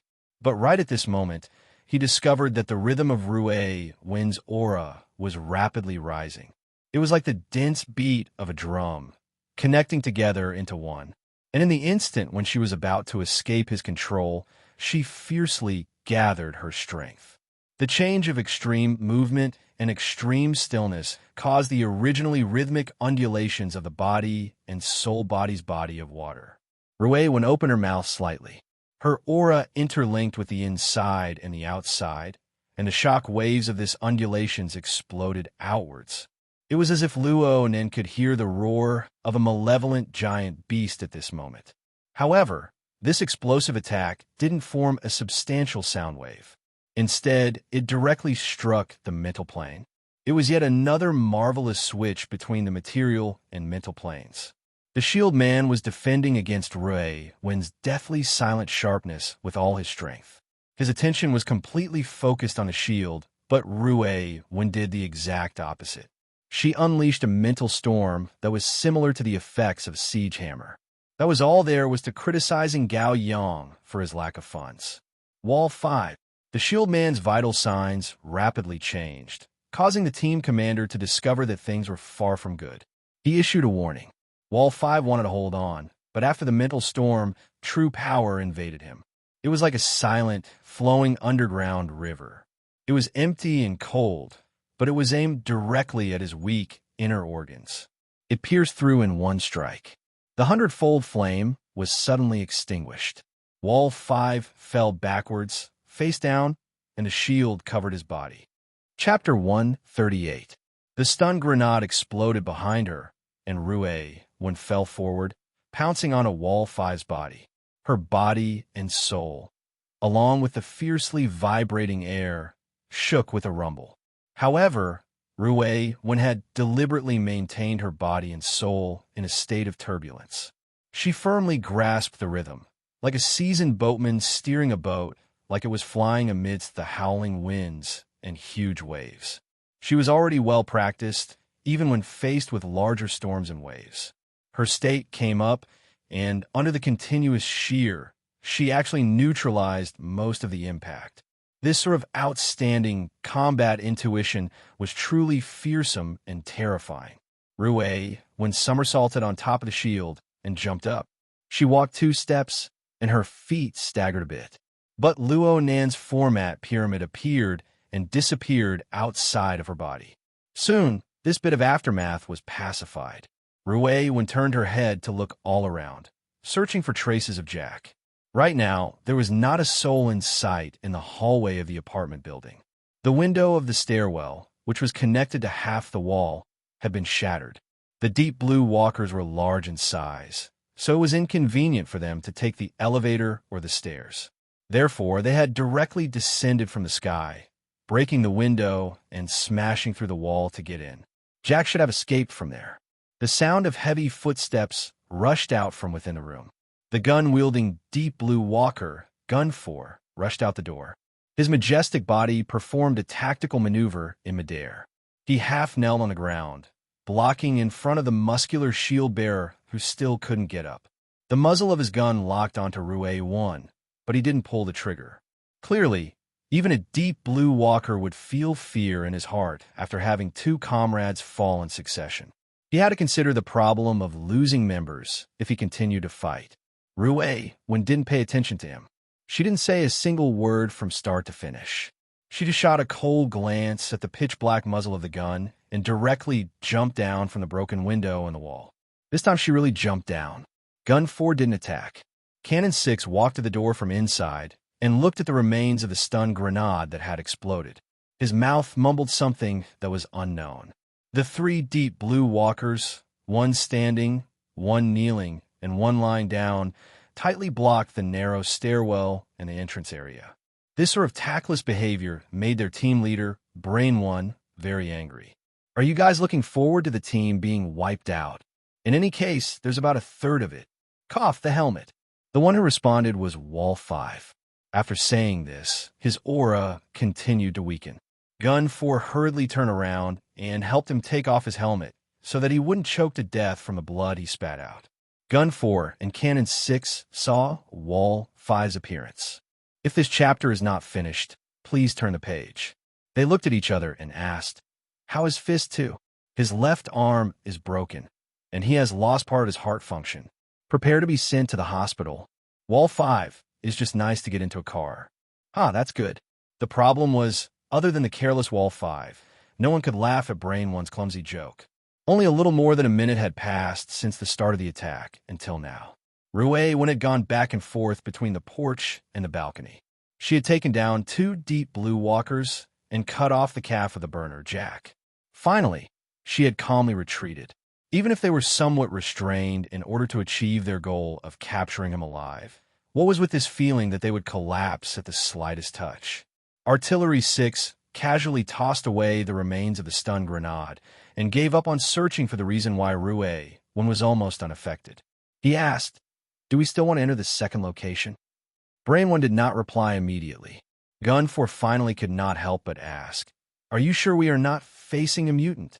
Looking at the data, the target slaughtered a great mob basilisk like slaughtering a chicken half an hour ago. You should be asking why a transport mission suddenly turned into a siege. Brain 1 was a bit angry out of humiliation. He had not issued the order to end the battle quickly, but the subsequent tactical arrangements had all come from his mouth. Today, he had welcomed a complete and utter failure. He could not help but be angry. This is also my doubt, but we have no way to investigate who is responsible for the time being. A sudden radio wave cut into the internal communications channel of a group of deep blue walkers. Yin Yonhwa's figure occupied a small portion of the tactical panel. Captain, all of the deep blue walkers on the books of Quantum Corporation belong to the Sky Blue Security Company. Yin Yonhwa was the assistant manager of the Sky Blue Security Company. He was also the chief captain of the 4 deep blue walker squads in the Xia City area. He was their immediate superior. Yin Yonhwa was still sitting in his office at this time. His 10 fingers were crossed, covering half of his face. It was impossible to tell whether he was happy or angry. I have already notified the government, the military, the Ability User Society. A human-faced arachnid has appeared in Kalen Avenue Park 23. A squad of deep blue walkers from my company discovered that a human-faced arachnid was harming the citizens while they were being transported. They took action to stop it. Since the human-faced arachnid is already half complete, it has stimulated the potential of an unknown person and caused his ability to awaken. According to the relevant provisions of the memorandum, we will temporarily use lethal weapons and apply for a report. Emergency authorization. This chapter is not finished. Please turn the page. As the squad commander, Brain 1 instantly understood Yin Yonhwa's thoughts. He was quite surprised. The deep blue walkers of Quantum Corporation were not allowed to be equipped with lethal weapons before the government and the military authorized them. Some powerful equipment exclusive to the deep blue walkers could only stay in the warehouse and on the transport vehicles. Their squad was originally tasked with a transport mission. They needed to pass through the wilderness, so they were equipped with a considerable amount of lethal weapons. They were all installed on the transport vehicles. They originally thought that they would be equipped and used after arriving in the wilderness to ensure their safety. But according to Yin Yonhwa's intentions, they would use them now. Yin Yonhwa was now under enormous pressure. One mishap, and the emergency authorization wasn't approved. Under the pressure of the government and the military, his position in the company would probably be pushed to the bottom. Of course, Yin Yonhwa knew the consequences, but if Rue were to escape from under his eyes, the consequences wouldn't be much different from his own. He continued to speak. Your mission is very important. You need to do your utmost to protect the innocent citizens while eliminating the human-faced arachnid. What about the control personnel? Do your utmost to protect them, but you still need to prioritize your own safety. Use the terrain appropriately and choose long-range weapons. Understood. Brain 1 understood tacitly. He ended his conversation with Yin Yonhwa and turned to issue orders to his subordinates. Carry out the orders. There just so happens to be a charged particle cannon in the car. I think this apartment building is pretty good. Set it up there and aim it at Park 23. Speed.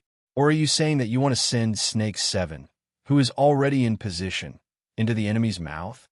Luo Nan's line of sight followed Rue when the entire time. He followed her as she leapt down. Right now, the severely restricted range of his senses allowed him to sweep a rough outline of the external characteristics of the apartment building. And his luck wasn't bad. He was able to see the relevant signs with a fleeting glance. This information was immediately transmitted back to the location of his soul body. But when his mind was distracted, Luo Nan suddenly discovered that the distance between his soul body and the location of the incident was already extremely close. Before this thought could end, the dusky and chaotic region of his surroundings returned to light in an instant. Luo then shifted his line of sight, and a map of the entire region with a diameter of 1 kilometer opened up in an instant. The explosively expanded range, the complex environment, and the enormous amount of information were like a hurricane rising from the flat ground surrounding him.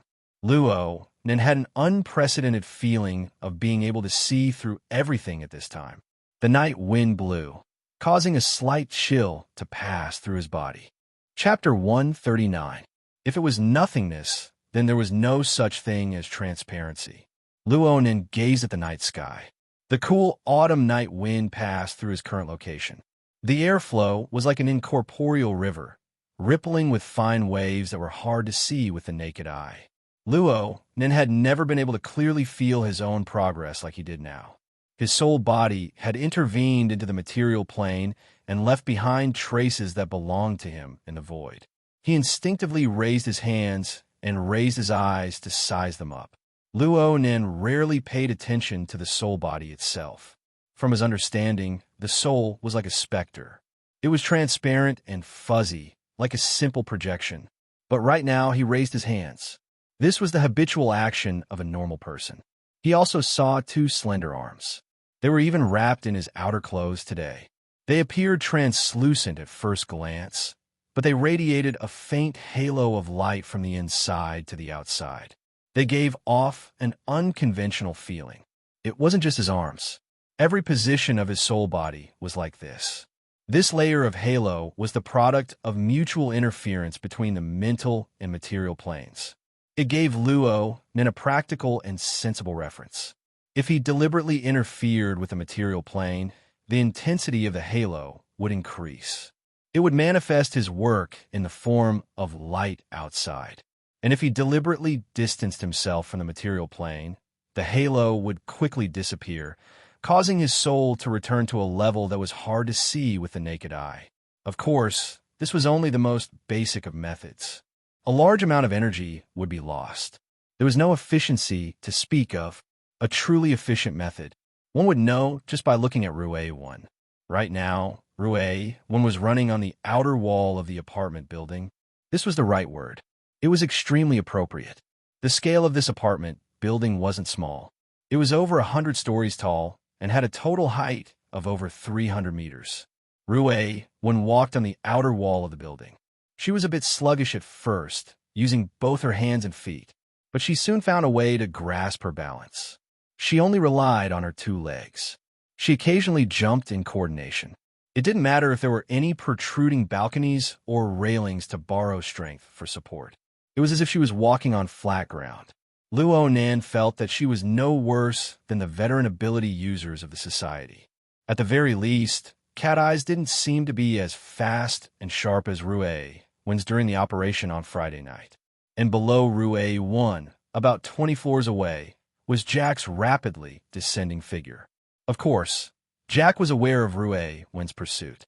Although he had lost a leg at the moment, he was using both his hands and feet, relying on his superhuman body condition, as well as his utilization of the deep-sea EM field. He was like a rapidly slithering gecko. His speed was not considered slow. The problem was Rue Wen was even faster than him. In the span of another breath, the distance between the two sides had been pulled to less than 10 floors, 30 meters. If this chapter is not finished, please turn the page. Within, Jack turned his head and looked down. There were still 40 floors to go. He suddenly let out a howl and leaped down. It looked like a suicidal move, but it was actually aimed in the right direction. It smashed through two decorative glass platforms in the middle of the way, and then paused for a moment on the supporting steel structure before crashing into the ground. In the middle of the night, there were few pedestrians and vehicles near the residential area.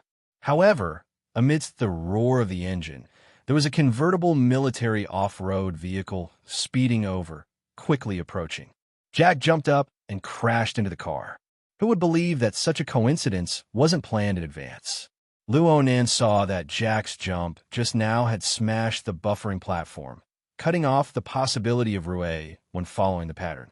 And once the off-road vehicle drove onto the high-speed magnetic rails, it would be hard for Rue Wen to catch up, even if she had peerless bravery. Luo Nan's thoughts spun, and he locked onto the driver of the off-road vehicle through the air. He borrowed a bit of strength from the cultivating human-faced arachnid to launch a siege hammer attack. The driver simply fell limply to the ground in one strike. The vehicle quickly switched to autopilot, but the rapid maneuvers of the battle required the participation of the driver. The off-road vehicle went a bit out of control right now. It swung back automatically, and Rue Wen jumped down from above the apartment building. 40 floors. It might even be a bit higher. Luo Nan was directly stupefied in place. Right now, it was as if Rue Wen had made an ordinary and light jump. She jumped from the building's facade into the night sky of Xia City. The dusky night merged with the neon lights of the metropolis to become a wantonly painted backdrop.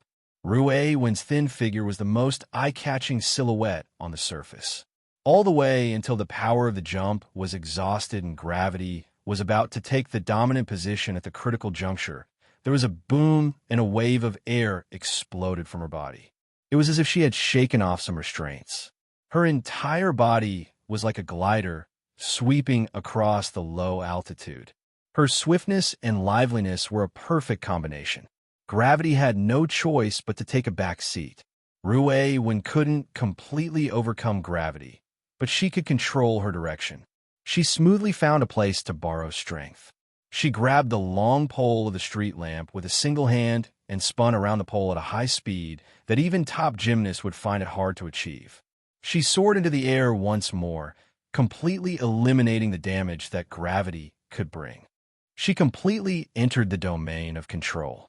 Rue landed gracefully on the ground in the next moment. Her position was approximately 30 meters to the left of the off-road vehicle. Luo Nen witnessed the entire process of Rue when leaping into the air. He could only sigh right now. During this process, Rue's body and soul, which were blended as one, reached the limit of changes once more.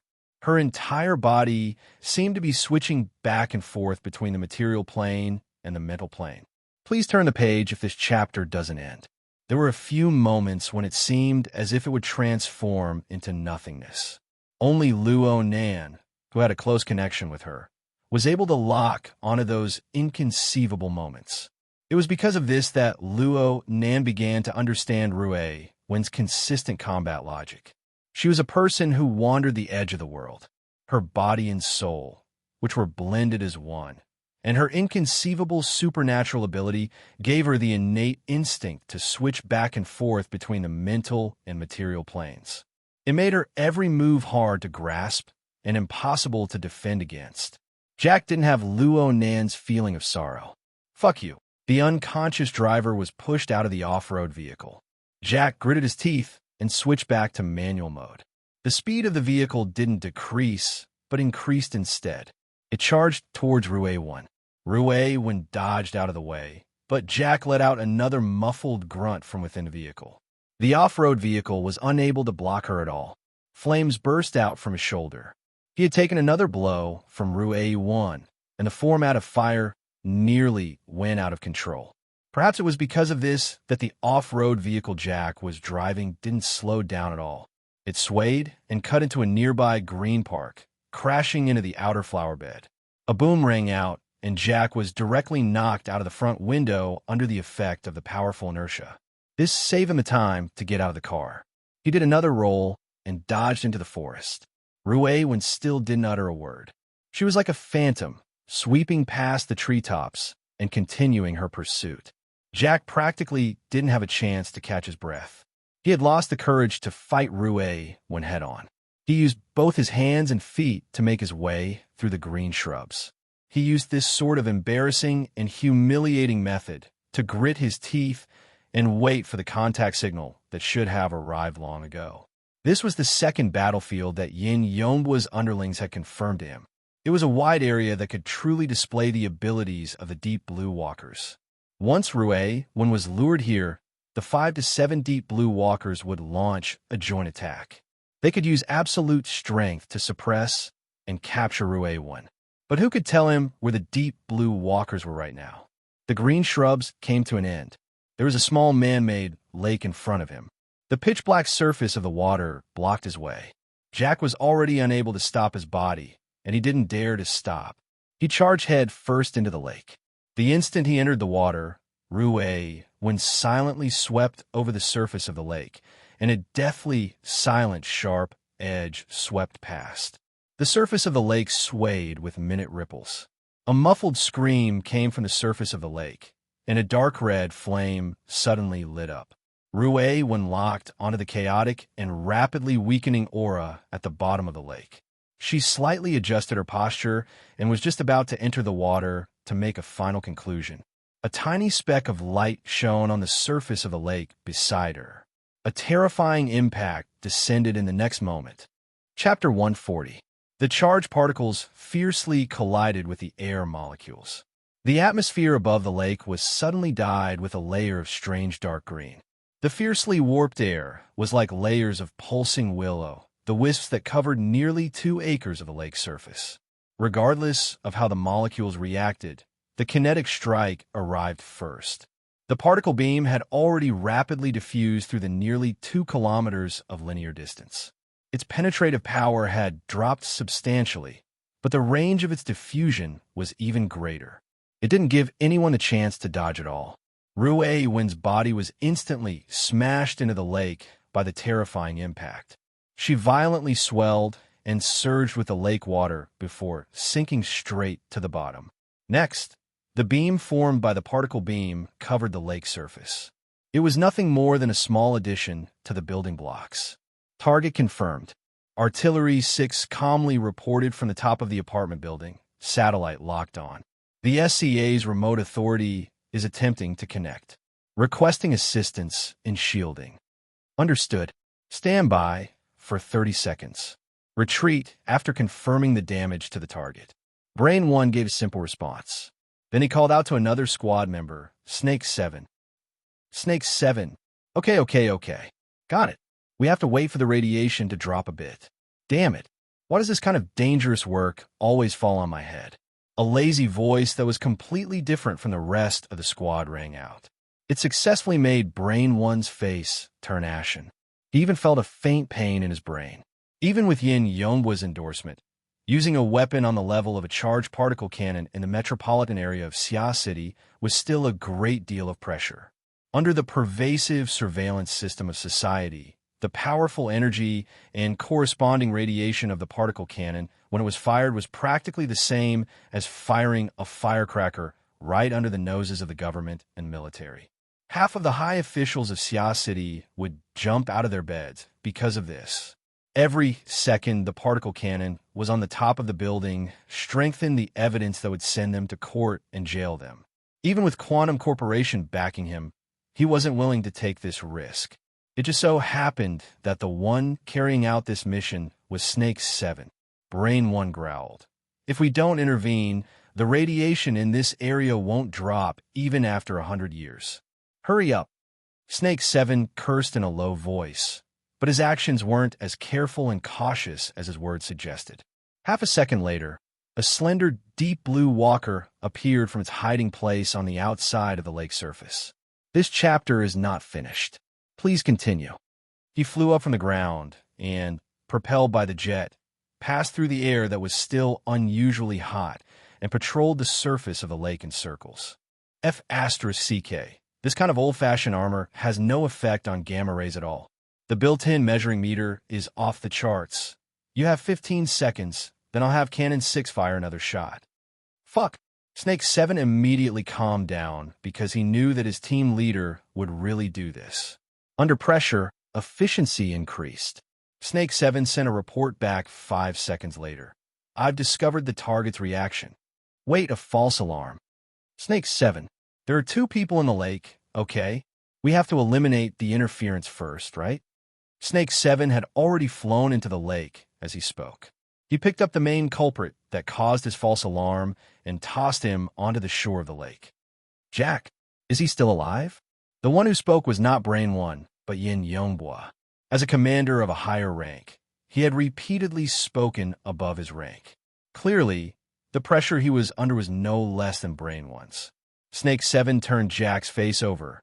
Ugh, this person's head is like an air-dried figure. I need his brain nucleus and the deep sea type 4 dynamo core. Forget it. Bring his corpse back. As you wish, sir. All right, team leader. Can you give me another 15 seconds? 10 seconds. Brain 1 was clearly gritting his teeth when he spoke. Snake 7 gestured an OK sign towards the distant building, then immediately dove into the water again. Yin Yonghwa also felt that his current actions were suspicious of exceeding his authority.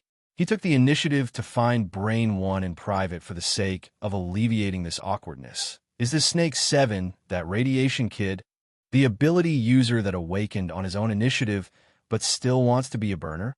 Brain 1 also needed to relieve his taut nerves. He responded after hearing Yin Yonghwa's question. Yes. He has the astonishing ability to neutralize radiation. When paired with the format of fire, he is indeed like a tiger that has grown wings. It's just that his personality is very hard to get right. Should I transfer to another post? No, I shouldn't go and harm others. Brain 1 laughed bitterly. Snake 7 discovered the true target underwater as they spoke. Actually, he didn't need to spend much effort. He just needed to find the only light source in the dark depths of the water. I've discovered the target. Oh, what kind of skill effect is this? Wen's body floated up and down in the muddy and unclear depths of the water that had yet to subside. Please flip the page if this chapter is not finished. Her soft droplets swayed gently, and she had already entered an unconscious state. However, there was a halo of light wrapping around her body. There was a neat and strict diagram structure inside. Snake 7 had already vomited when he saw it during his various training sessions. Archetype format, superior authority access, sharing the observation angle.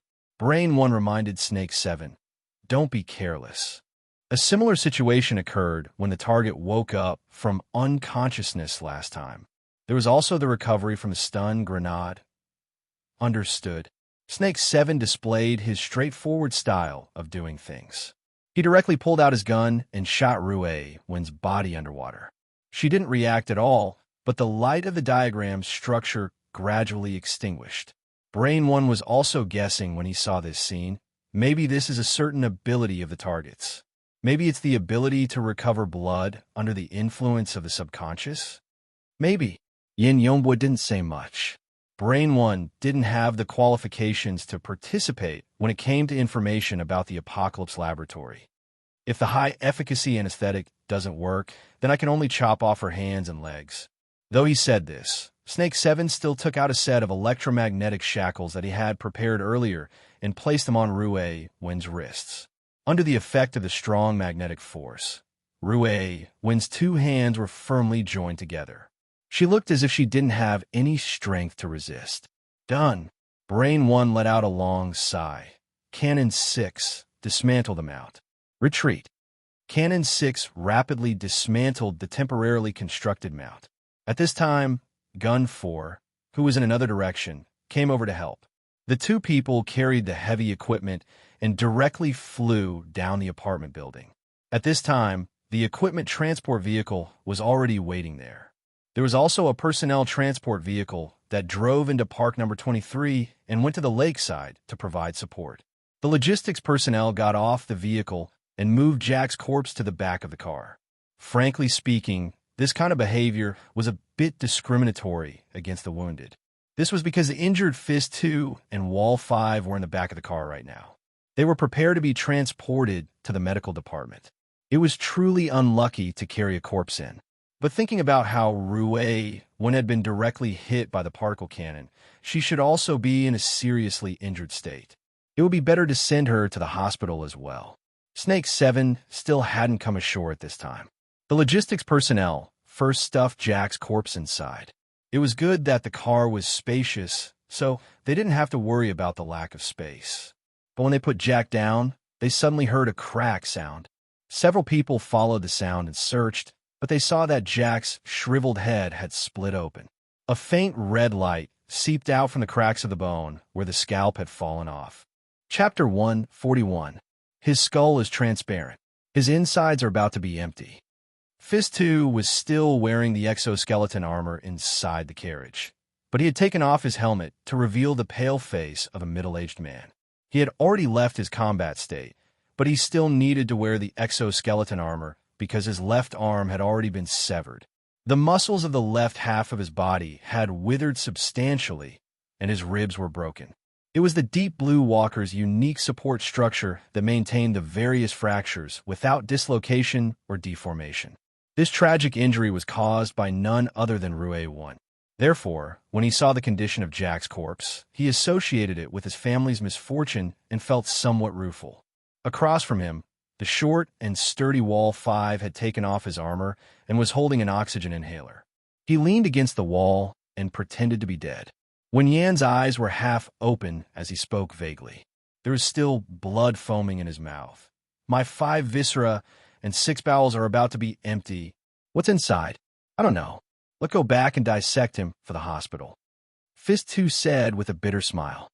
were also targets for dissection. Wall 5 gritted his teeth when he thought of this. Fuck, what kind of evil ability does the target have? It's sinister to this extent. Is her stomach full of venom? Fist 2 lightly pressed down on his chest. Of course, he couldn't feel anything through the thick armor. I heard the target used to be the poster child of the underground fighting arena. She participated in underage fighting and only just awakened half an hour ago. From the classification of ability users, she should be a gifted one. But the feeling of fighting is completely wrong. Wall 5 coughed. If she's a gifted one, then I'll dig out my heart. You'll dig it out even if you don't want it when you get back. The ratio of humans can easily break 50.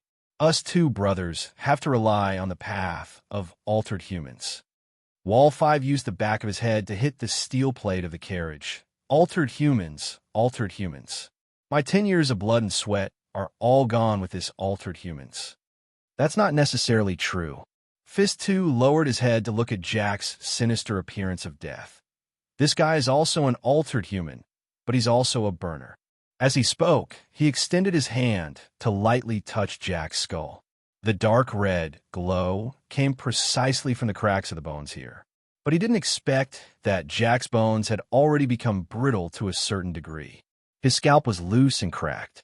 A finger wrapped in armor lightly touched Jack, and a piece of bone actually fell off and sank into the skull with a clicking sound. If this chapter is not finished, please turn the page. With the appearance of such a hole, the red light inside was even more eye-catching. Fist 2 and Wall 5 had good eyesight, and with just a glance, they roughly understood. Wall 5 was shocked. This brain tissue, will it be the same for my body in the future? Fist 2 snorted. He wasn't in a hurry to verify it. He first connected to the team's comms. Jack's cranial cavity discovered abnormalities. Open it. Yin Yongbo once again overstepped his boundaries and spoke first in brain one's mind. He then added, turn on vision sharing. Understood. Punch 2 activated the camera on his shoulder and exerted force in his hand at the same time. Jack's malevolent skull was crushed like a sun-dried eggshell. It could be seen that the brain tissue inside had withered and shrunk to the size of an egg. The original grayish-white color was now somewhat black, as if it had been roasted by flames and was severely deformed. But what was even more eye-catching was that there was a grain that looked like a wheat seed embedded in the center, and it was even emitting a faint light. Fist 2 used the equipment to scan and report the relevant information. Brain tissue activity loss. Central granule material is metalloid. Surface temperature is 90 degrees Celsius. Let me have a look. Understood. Fist 2 extended his right hand. Even though he was wrapped in a thick metal glove, his fingers were still nimble and delicate. He practically didn't have any contact with the deformed brain tissue and picked up the metal wheat seed. All sorts of detection equipment continued to display their effects. Very soon, the detailed structure of the metal wheat seed was magnified and displayed in a high-precision scanning method. At this time, Yin Yongbua and the others finally confirmed that this wheat seed was actually formed from a metal thread that was as thin as a strand of hair that was tightly coiled and woven together. Between the intertwining threads, there wasn't a gap to be seen at all. Dynamo core? That's the dynamo core. Deep Sea Type 4. I didn't think it could be arranged in this style. At this time, the rear door of the car opened and Snake 7 said something in passing. He carried the unconscious Rue, went onto the car, and the car immediately started. Go in. Snake 7 drove the two wounded people inside and kicked Jack's corpse away in passing. Only then did he put Rue one down and take off his helmet, revealing a thin, long, and slightly sunken young face that was sunny and loved to laugh. He let out a long sigh. It's finally done. How come I only came back a bit late, and you guys already broke someone's brain? This chapter isn't finished. Please turn the page. The shell burst? Do you still need someone else to do it for you in other places? Fist 2 was older than the young man by over 10 years. He normally took care of this little brother of his. He didn't want this kid to be too impudent in front of his superior and attract a bad impression. So he gave him a meaningful glance and brought him into a serious topic. The radiation level over there is too high. It's no problem to clean up the aftermath, right? No problem. We carried out active intervention. Otherwise, I wouldn't have come back so late. Speaking of which, Sir Yin, does the Dynamo Core's style have any special uses? Before Yin Yonghua could respond, Brain 1 transmitted over, Car number 2, what did you guys do? The route is wrong. The route was predetermined by you. Snake 7 stuck his head out to look at the driver's seat in front of him, but his face had only moved halfway when his pupils suddenly dilated. A stern shout exploded from his throat. Eyes! Careful! His body ignited with a rumble as his voice rang out. His body fiercely pounced forward, but even so, his forehead still went slightly numb. Snake 7 didn't care about anything else. He borrowed the force of his forward charge and extended his hand to grab his 2 heavily injured companions. Fist 2 and Wall 5 were both experienced burners. They detected that something was wrong practically as soon as Snake 7's face changed color. It was just as Snake 7 had done. Their first reaction was to ignite the format of fire. But the problem was that it was impossible for their body's current state to achieve peak reactions. They might not even be able to form a passable format of fire. The two were more than a hair slower. When Snake 7 rushed forward, his eyes, which had received the support of the format of fire, saw in despair that there were several fine threads in the air that were hard to see with the naked eye. They split off from the metal wheat seed between Fist 2's fingers and pierced into Fist 2 and Wall 5's eyeballs one after the other. Then there was a terrifying tremor. Irreversible destruction took shape in an instant. Wall 5's eyeballs exploded, and he fell askew with a muffled groan. Fist 2 screamed. The metal wheat seed clearly treated Fist 2 as its main target. Countless fine threads that were hard to see with the naked eye pierced into Fist 2's exoskeleton armor. Snake 7's right hand grabbed onto Wall 5's calf at this time. His left hand had already made contact with Fist 2's upper arm. However, Fist 2's feet rose soundlessly as he screamed. He heavily stamped on his Snake 7's abdomen, and his strength exploded. He kicked this young man, along with Wall 5, out of the car. Chapter 142. Snake 7 originally wanted to find the sealed door of the carriage to borrow strength and react. However, the steel door controlled by the electronic lock opened noiselessly. It didn't give him any chance at all. There was nothing behind him, and the power that penetrated his abdomen pressed him down until he hit the ground. The exoskeleton armor collided with the ground, producing sparks. Snake 7 could only protect Wall 5 with all his strength, as the high-speed transport vehicle rapidly pulled apart the distance. Snake 7 stared at the taillights of the distant transport vehicle. His eyes were blood red as he lifted his left forearm. In the next moment, a miniature EMP electromagnetic grenade shot out. It drew a precise parabola in the air and fell in front of the transport vehicle. There was a muffled explosion, and the gamma ray flow penetrated the weakest part of the transport vehicle's armor under Snake 7's precise control. It burned down practically all of the electronic equipment in an instant. The car suddenly lost control and was about to flip over. Fortunately, the 5-ton body of the car resisted the inertia and slid for dozens of meters before stopping. And in the process of sliding, Fist 2's figure had already flown out of the carriage. With the ingenious control of the jet, he finally stood on the roof of the carriage that had stopped. Snake 7 wasn't the least bit happy when he saw that familiar figure. On the contrary, a deep chill seeped from the bottom of his heart. At this moment, Fist 2's face had already completely turned into the color of a deathly gray.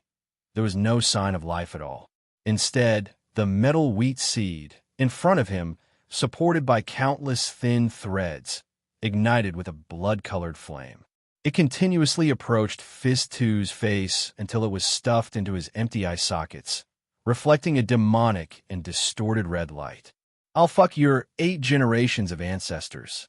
Snake 7 cursed loudly from a distance of several dozen meters. The young man wanted to rush forward, but Wall 5's breathing was getting weaker and weaker. His eyes were bleeding profusely, and he had just raised his strength in an instant, and now he was being severely disrupted. His already weak internal organs were shaken, and he could not stop coughing blood. Snake 7 gave Wall 5 the life-prolonging medicine that his own armor had concocted. He roared into the communications channel. Brain 1, where are you? Where are you? Brain 1 responded in a bone-chilling voice. Sword 3 will be in position in 7 seconds. Car 1 will arrive in 15 seconds. Snake 7 is on standby. To hell with standby cough. A cough suddenly sounded in the communication channel, causing the entire channel to fall silent. That belonged to the fist. If this chapter is not finished, please turn the page. The tube band had already changed its sound. One unexpected surprise. There's actually proton. Quantum Corporation's new walker is already using proton as a backup energy source. The purity is close to 40%. That's good, very good. F***CK your mother. Snake 7 opened his mouth and spat back. Brain 1 was just about to add a temporary encrypted network to get out of the way when the voice called out, Mr. Yin, I know you're here. After a second of silence, Yin Yomba's suppressed voice cut in. Jack, what the F***CK are you trying to do? I'll demonstrate to you the mysteries of the dynamo core configuration. As he spoke, dark red flames sprayed out from Fist 2's eye sockets, nostrils, and mouth. They quickly connected and spread throughout his entire body. I'm also very sorry that this happened. I should have used a more peaceful method, but there's no other way. I'm just too hungry. Do you remember? You used my previous body as bait for that brilliant particle cannon. It wasn't a big deal, but it cut off my energy supply. I had to look for it somewhere else. Otherwise, the new life that I obtained with great difficulty will die prematurely. I don't want that, and you probably don't want that either. Otherwise, who's going to reveal the dynamo core to you? Oh, fuck off. A dark and heavy blade light suddenly cut in. It was Sword 3, who was the most proficient in assassination and concealment in the squad. He borrowed the shadows of the dark night to leap onto the roof of the transport vehicle and attack from the rear. The specially configured exoskeleton armor was practically silent. It only activated at full power when the blade light shone on the body. The auxiliary ejector burst forth with a jet stream, causing the speed of the blade to break through the sound barrier in an instant. It was already within reach of Fist 2's neck. Idiot! The nozzle of the auxiliary ejector fell down in an instant. The buffering equipment within the armor also strangely loosened. The power of distortion acted on the arm within the armor. Sword 3's arm bones broke into 17 or 18 pieces in an instant. The thunderous strike had deviated to some unknown place. Then there was a kick to his lower abdomen. He was sent flying back from where he came from. And right in front of him, Snake 7 had already taken advantage of the gap in Sword 3's surprise attack to launch an all-out assault. He charged a distance of several dozen meters in the span of a single breath. The format of fire burned at full power, but a secret door opened on the chest armor and light condensed. This chapter has yet to end. Please turn the page. There's also a particle cannon. Miniature. Fist 2's blazing eye sockets swiveled over. His ashen face that had already lost the vitality of his muscles revealed a twisted and terrifying smile. This smile belonged to Jack. Don't make a fool of yourself with such a retarded structure. It was at this moment that Snake 7 shockingly discovered that the exoskeleton armor that had fused with him had suddenly become heavy. All of its power disappeared, all of its signals were blocked, and even the circuits of the dynamo core that realized the format connection had been severed one by one. He was no longer a deep blue walker right now. Instead, he was an unlucky bastard who was carrying over 200 kilograms of weight on his back. He had fallen helplessly in front of his target due to castration exhaustion. Snake 7's lower abdomen was kicked in nearly the same position. He flew back a dozen meters and crashed to the ground with a boom.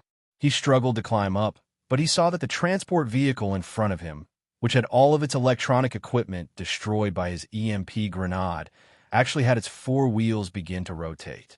It propelled the vehicle to start, change directions, and then accelerate. It continued to travel along the road. In just a moment of stupefaction, the distance had been pulled apart. Jack's voice continued to ring out in the communications channel. Mr. Yin, as you can see, the dynamo core exists to help people control machinery ever since it was produced. In the hands of a true powerhouse, Even a pile of scrap metal can become a terrifying weapon platform. Of course, the most important thing to me is that the configuration of the dynamo core imitates the format of life. Life enters a different form if one is able to control this configuration and obtain enough energy. In a certain sense, it is close to eternal life. Our agreement is still in effect.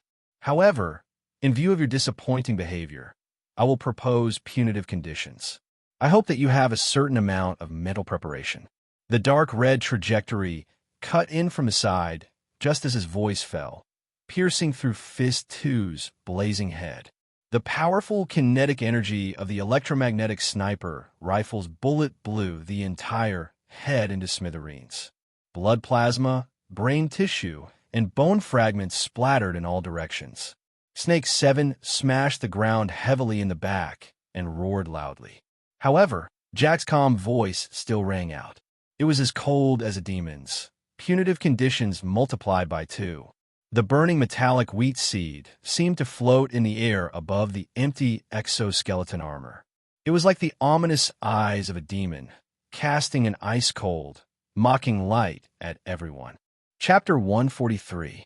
The transport vehicle drove onto the high-speed magnetic track, shaking off the people from Quantum Corporation far, far away.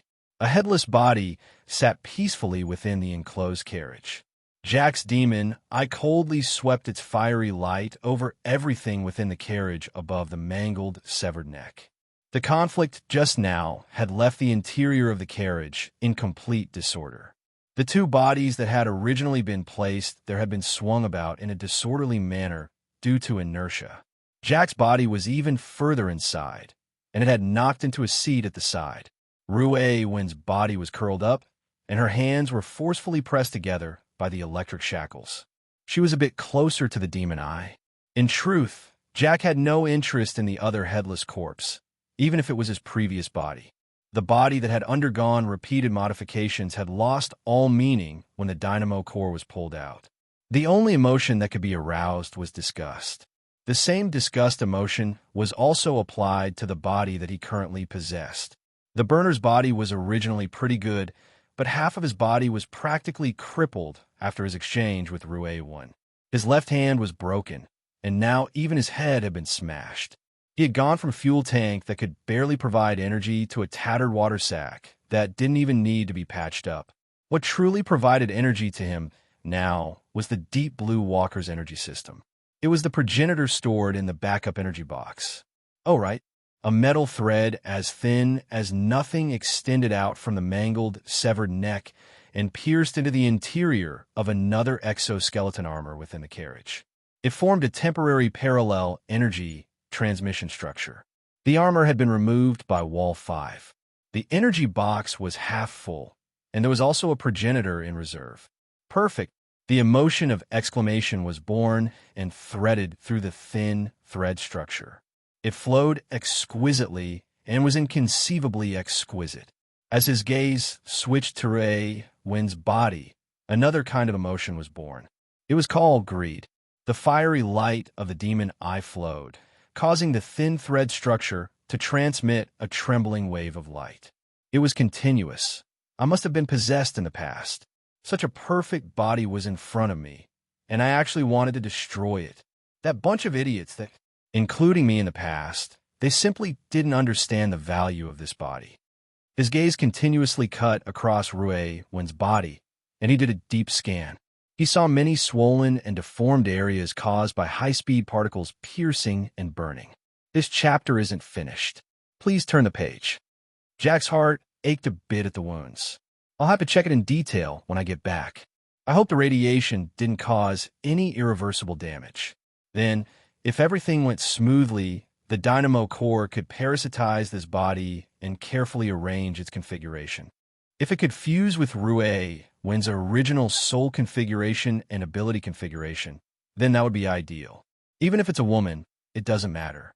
She herself represents infinite possibilities. Soul configuration?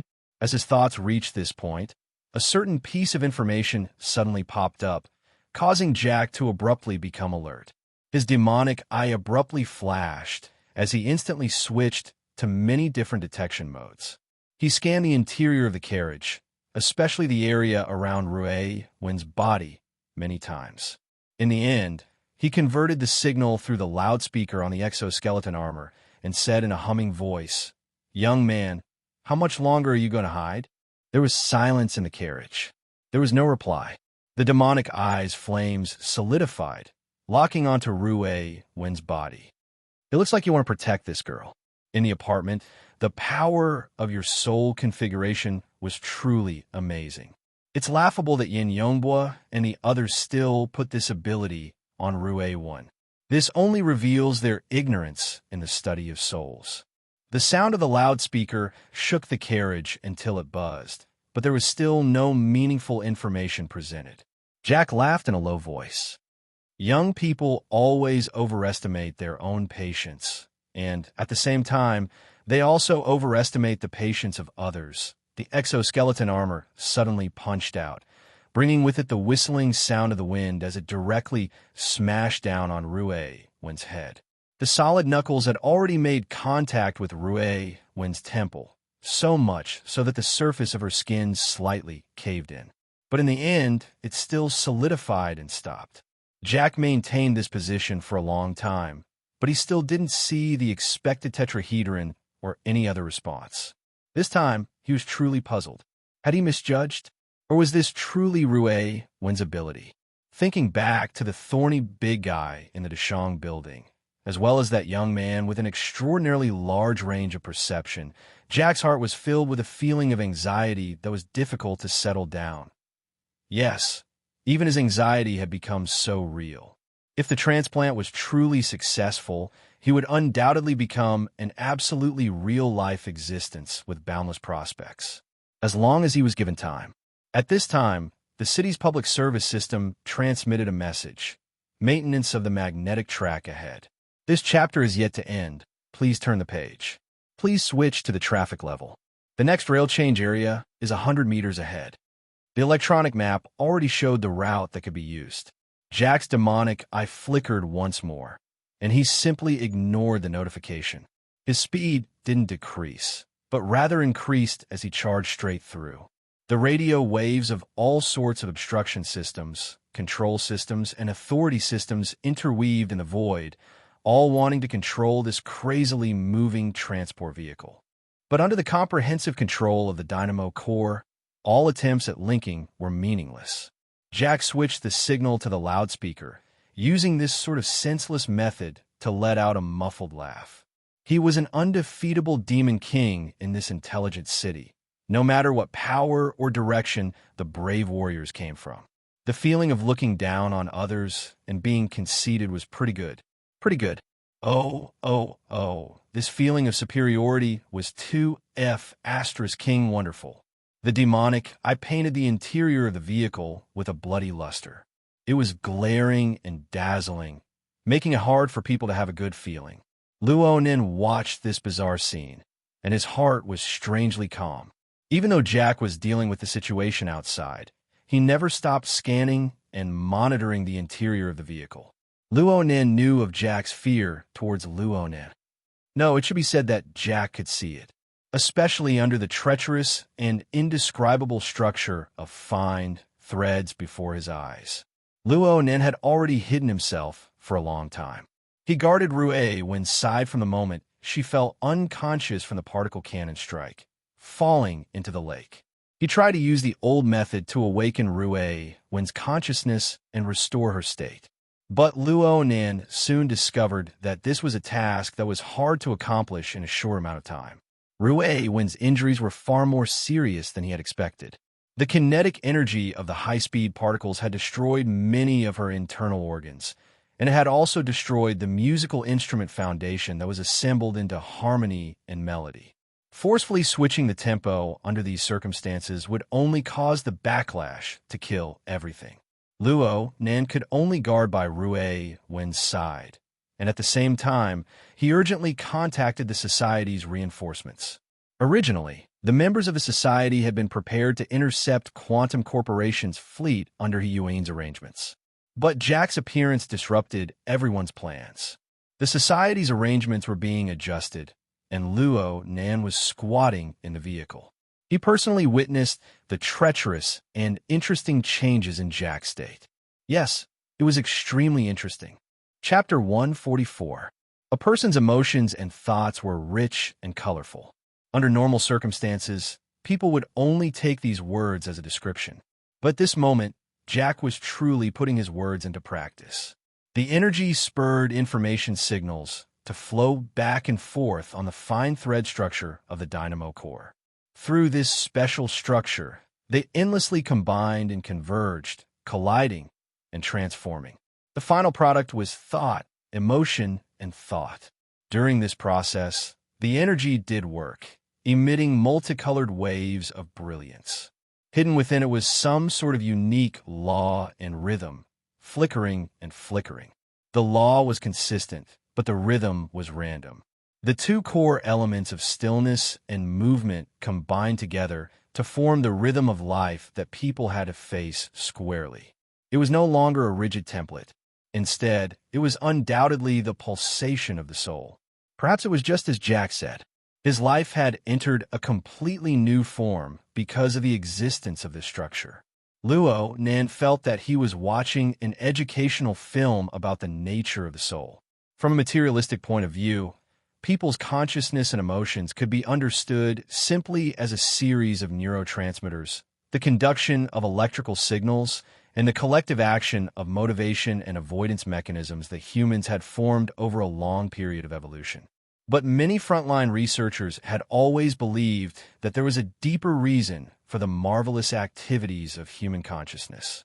There should be a more essential model that integrated these signals and mechanisms with a special structure, a highly efficient system. It was greater than the sum of its parts. The soul originated from this. As a possessor of extraordinary strength and a believer of formatting theory, Luo Nan approved of this view. Frankly speaking, the word soul configuration from Jack's mouth was truly a wonderful word. It was faintly similar to the meaning of formatting. It was three-dimensional and vivid, but in reality, it was easier said than done to find such an information integration system and present it with an intuitive and exquisite geometric structure. To a large extent, it could only be a kind of fantasy in a reasonable sense. But Luo Nan actually found something similar at this moment. That's right. It was the fine thread structure of the dynamo core, supported by the energy of the two exoskeleton armors, with Jack's demon eye as the center. Though it was crude, though it was only a fragment, Luo Nan used his unique point of view to observe it in the air. What he saw was, this chapter is not finished. Please turn the page.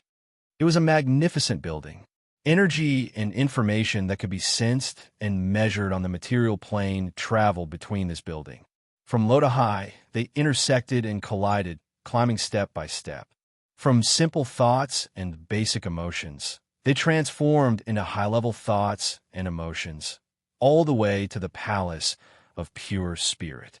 Yes, this was a Tower of Babel built from the material plane to the spiritual plane of nothingness. Though it belonged to Jack, it didn't stop Luo Nan from appreciating its marvels and clapping his hands in admiration. It was also because of his understanding and appreciation of this mystery that he had touched upon the essence of it. In a practical sense, all of Jack's activities in this Tower of Babel, including thoughts, emotions, and thoughts, were under Luo Nan's clairvoyance. There were practically no secrets to speak of. Therefore, Jack's probing and threats just now were extremely laughable in Luo Nan's eyes. If Jack really did discover him, Luo Nan would have sensed him even earlier than Jack. Luo Nan was both amused and vigilant. Energy and information can be received on the mental and material planes at the same time. Perhaps it's more efficient, but if it's too pure, it will break away from neurotransmitters and other chemical matter carriers. It's the same as losing the inherent password lock of a human body. Everything will be completely exposed to a higher level of clairvoyance. It's like a bonfire in the night. It can dispel the darkness, but it can also attract unknown dangers. Just like the current Jack. He didn't know that there was someone who was using a godlike perspective to see through all of his thoughts and actions. Though his emotions weren't quite used to the sudden change in his life form and appeared to be overly intense, his logic wasn't affected. He was fully aware that he was surrounded by enemies on all sides in this city. He first planned his route after breaking through the first obstacle. He made the transport vehicle go all the way down, preparing to return to the recycling stratum that he was most familiar with. Then he began to make preparations for the fierce battle to break out of the encirclement. He quickly dismantled the other exoskeleton armor, as well as his own corpse. Jack's train of thought was very clear. As an altered human, his previous body was equipped with many extremely effective and precise instruments. There were even some that the deep blue platform didn't possess. He needed to do his best to integrate these instruments together in order to display a greater effect. For him, this was very easy. He just needed to split the dynamo core into a thin thread. If this chapter isn't finished, please turn the page. The instruments and components seemed to possess a life of their own. Their information was closely linked to each other. All he needed to do was a bit of structural design work. Luo then shook his head in his mind as he watched the progress of Jack's work. From his perspective, Jack's direction was completely wrong. The true use of the Tower of Babel was to build a bridge from the material to the mental, to break the barrier between the body and the soul. But Jack's transformation, even though it greatly increased his combat strength, was at most equivalent to piling up a military fortress at the bottom of this grand building. Compared to the main body of the Tower of Babel that connected the heavens and the earth, what use was there in making that low fortress even more sturdy? Jack's entire emotional thought process was still exposed to the light of day. His soul, which had already obtained a new life, was still not completely calm. It was still affected by intense, emotional fluctuations. Jack hadn't solved a single truly fatal problem. It looked like Jack had told Yin Yonghua that the dynamo core technology wasn't complete. It was indeed a very honest performance. Luo Nan's mind stirred slightly when he thought of this. His soul body slowly descended from a position far away from the material plane. He extended his hand towards Jack. Perhaps he just needed to lightly clench. The fingertips of his soul body lightly touched the membrane of the material plane. It was as if he was lightly tapping on the calm surface of a deep pool. Fine ripples that were hard to detect rose. Jack's demon eye suddenly flashed. His seated body sprang up, bringing with it a few ragged and tattered components that hadn't been completely pieced together. A burst of clanking noises rang out. When these noises passed, the vehicle was covered in a nearly frozen silence. Jack maintained this posture for a full minute, but Luo Nan had already returned to the deepest depths that the mental plane could reach. He didn't give Jack any chance to discover anything. After confirming that it was already impossible to lock onto the suspicious signal, Jack sat down once more.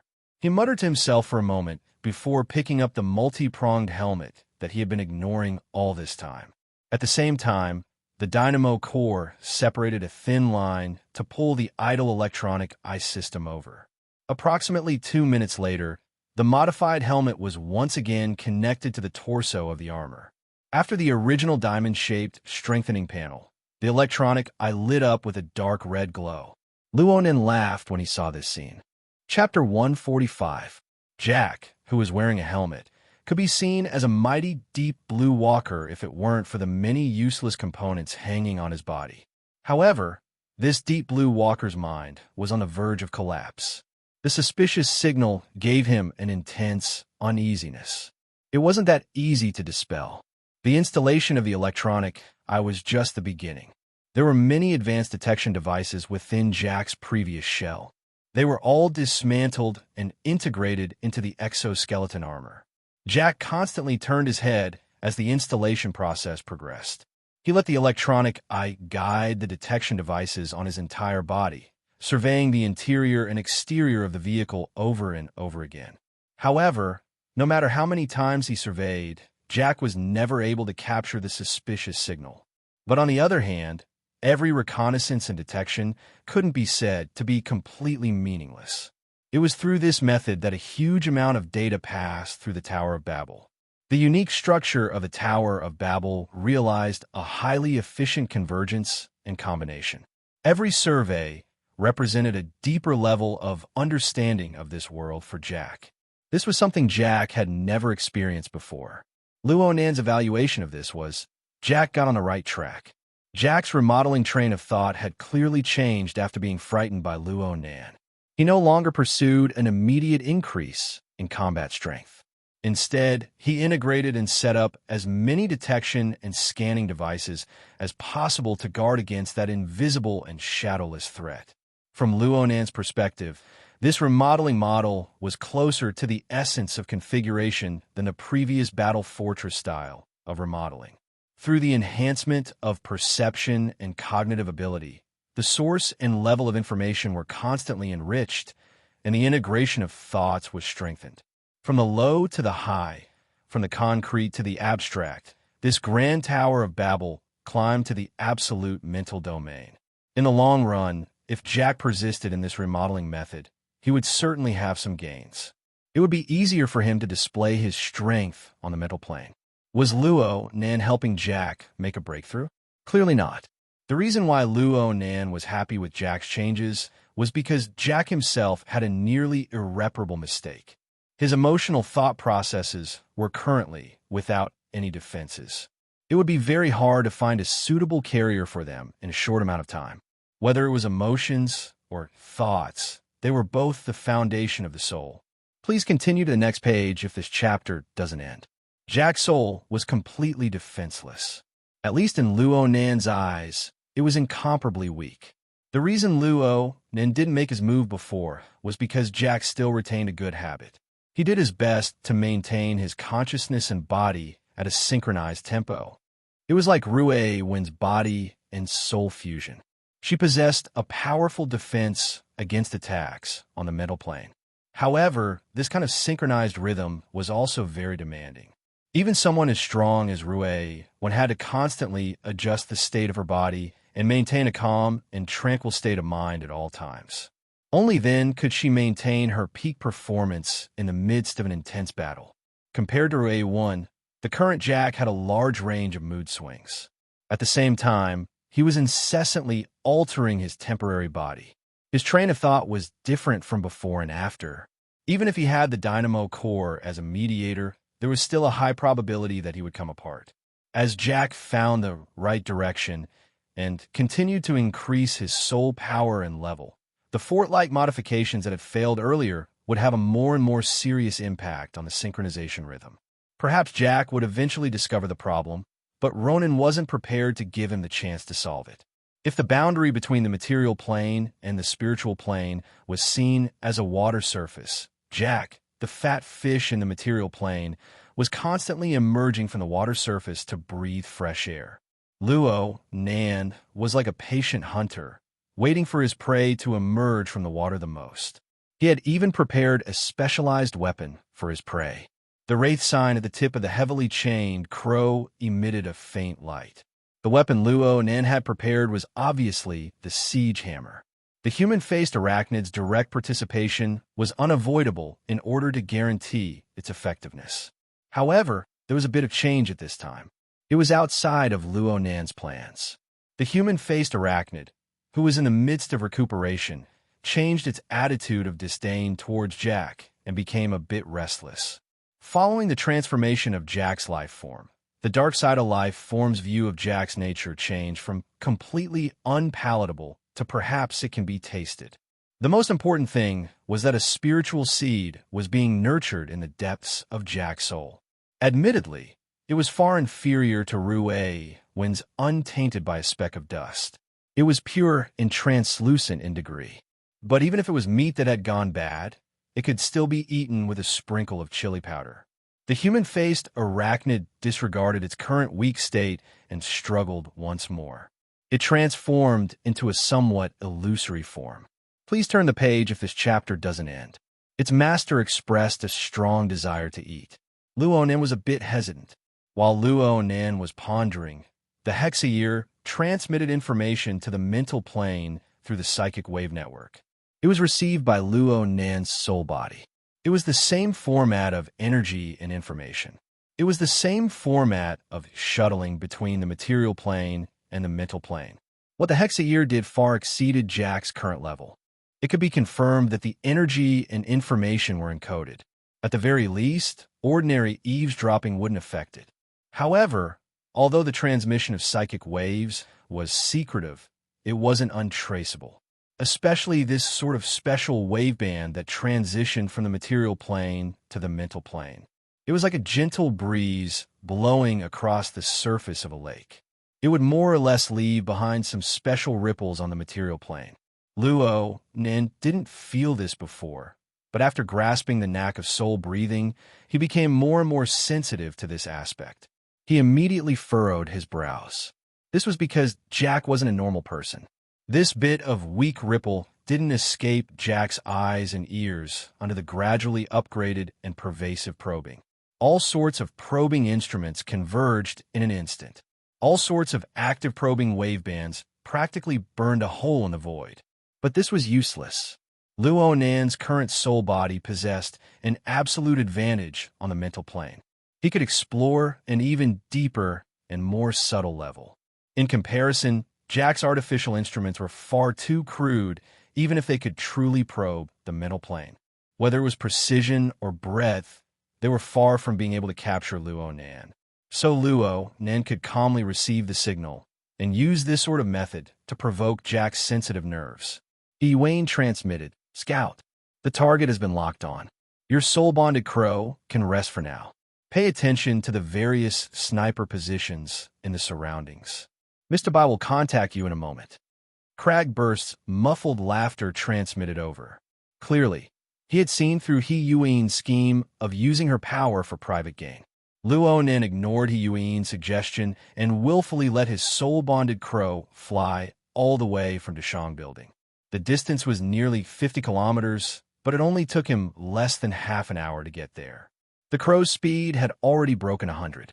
No matter how one looked at it, this was an overdraft of the crow's physical strength. It was very likely that it would lead to unpredictable consequences for the soul-bonded state. He couldn't blame He Yuin for using this sort of method to express her dissatisfaction. Chapter 146. The heavens above. Luo Nin was quite innocent right now. Not to mention the fact that he wasn't even in a soul attachment state. Ink had successfully merged with the external airflow environment under the blessing of the soul breathing technique he had comprehended. Its body of crow feathers seemed to melt together with the night sky. When it flapped its wings to fly, it practically had the ability to ride the wind. Its physical strength consumption was minuscule. It was unknown how satisfied it was. All right, Luo Nin never expected that the blessing of soul breathing would have such a good effect. It clearly didn't increase Ink's upper limit, but it created an incomparable state for Ink, allowing it to display 150% of its ability.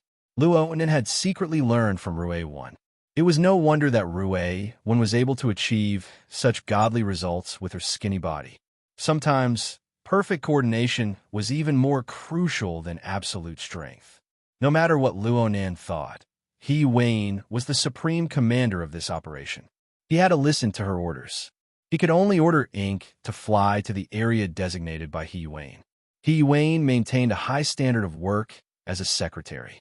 She knew that Luo Nin probably didn't quite understand what a sniper position was. She even sent over a satellite image of the surrounding area, marking out the locations Luo Nin needed to be responsible for. She even gave suggestions on the patrol route. Such meticulous work left one speechless. As Ink spread its wings and flew out, it entered the predetermined location. The Society's adjusted operational layout officially entered the implementation stage. At this moment, psychic waves emitted by the Hexaear, the main channel of communication, covered an area of several dozen square kilometers. They converged into a densely woven large net outside the range of perception of a normal person, and they began to rapidly converge. Luo Nan was located in the center of the large net, and he could clearly feel the layers of intersecting psychic waves. The ripples on the surface of the water grew even clearer.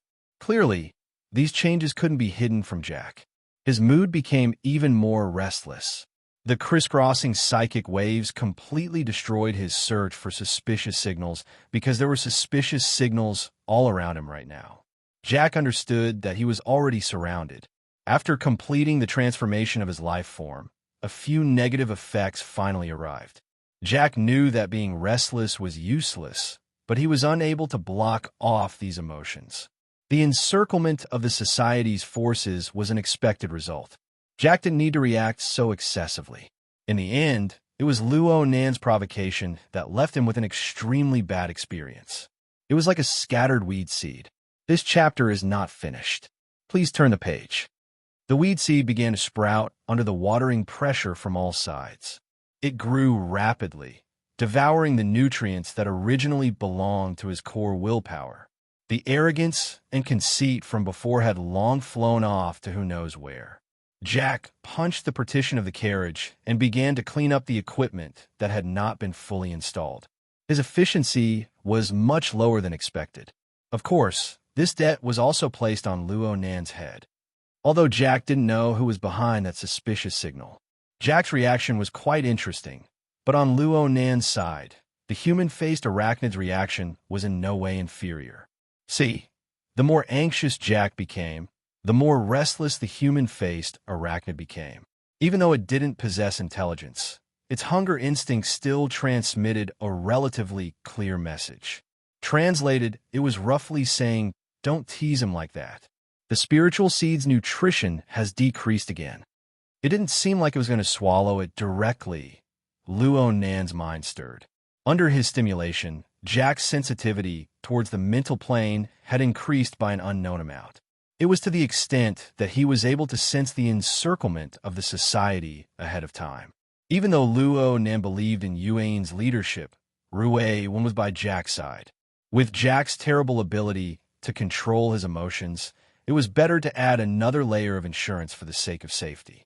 Luo Nan finally loosened the chain, and the human-faced arachnid lost its restraints.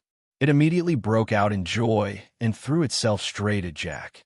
It must be said that Jack's abilities on the mental plane had really made great progress after Luo Nan's stimulation and tempering.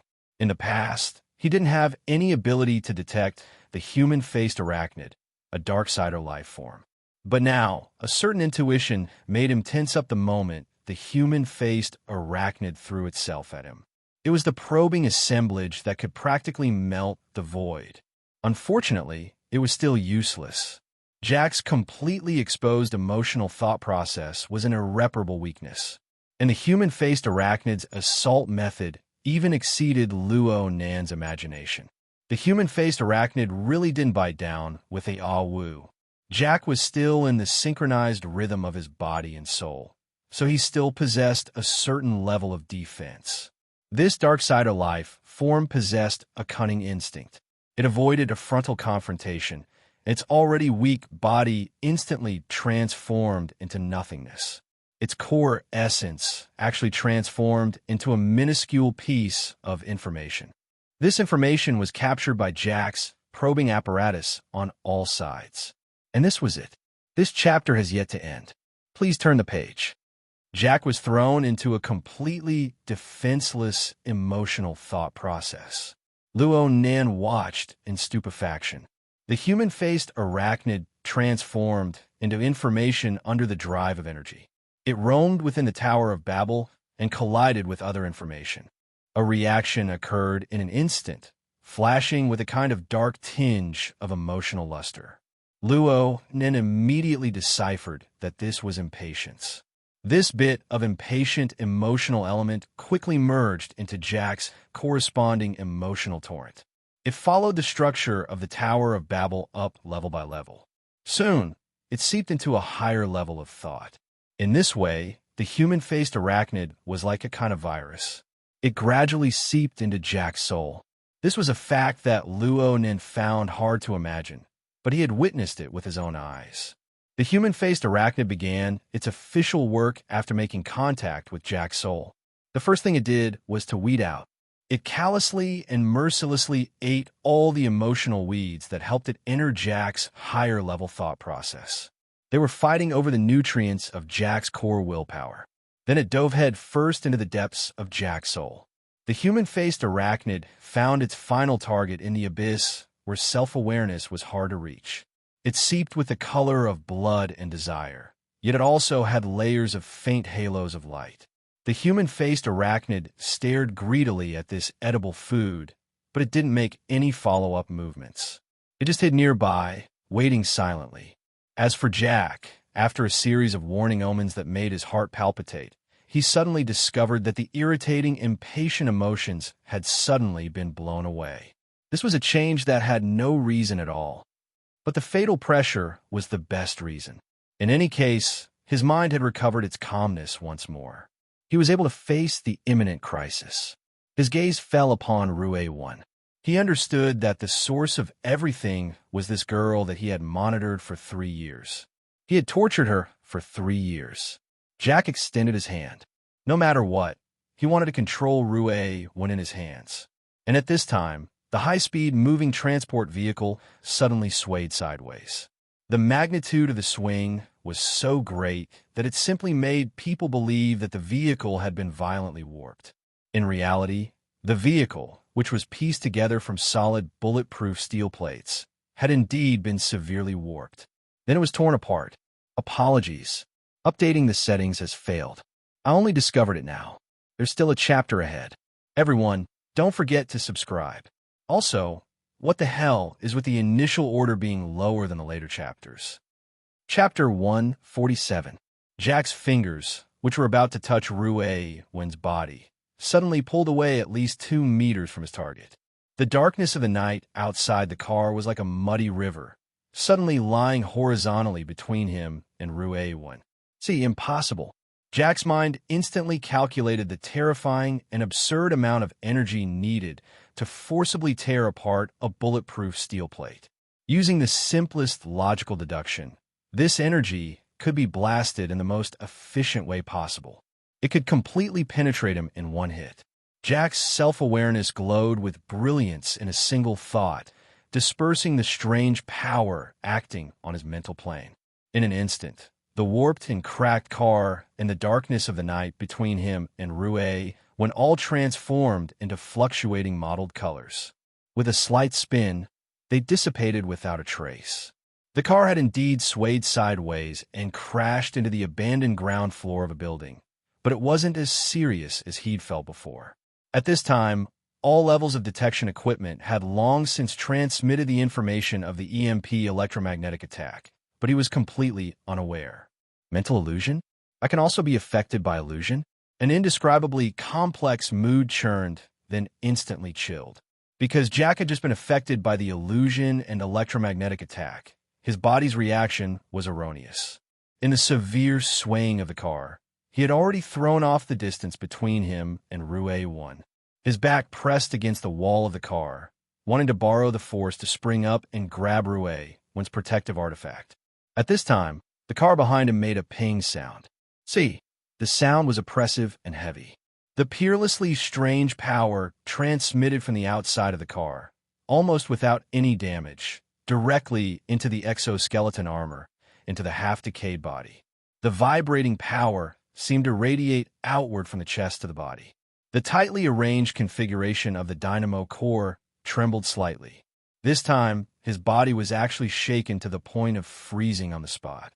The second ping sound came, the front force and the back force overlapping. The two different vibrations intersected and stimulated each other. The structure of the half of the body that had already decayed due to Rue 1's deathly stillness ability completely collapsed, turning into a meaningless dead bag of skin. It even affected the other half of the body, causing the fine threads of the dynamo core to have to be rearranged. Therefore, Jack still couldn't move. Then came the third ping sound. Jack's ice-cold mask. This chapter is not finished. Please turn the page. Then, the demon eye suddenly flashed. The omnidirectional detection instrument had already formed an image of the carriage and projected it back. Outside was a short and stocky middle-aged man wearing a casual short-sleeved shirt. However, his arms were so swollen that even the cuffs on his upper arms were torn. At this moment, he was punching the outer wall of the carriage. What was strange was that the power of his fist caused Jack, who was in the carriage, to be battered and exhausted, but the place where his fist landed was as flat as before. At least a B-class martial artist. When this judgment was formed, dark red flames burned from Jack's decaying body inside the exoskeleton armor. From the inside to the outside, it lit up the surroundings with a loud bang. In an instant, the body inside the exoskeleton armor turned to ash, but the format of fire wasn't affected in the slightest. Through the amplification of the armor, it gushed out from his back. The bulletproof iron plate on the back of the carriage had a radius of about 1 meter, and it was instantly covered in high temperature. Under the convergence of the archetype format, the astonishing heat did not spread at all and was transmitted to the outer layer of the carriage. A muffled groan came from outside the carriage. The large-armed martial artist's fist was scorched black by the high temperature, especially by the power of the format of fire. His third strike was forcibly interrupted, and his figure flashed backwards. Jack finally regained his freedom.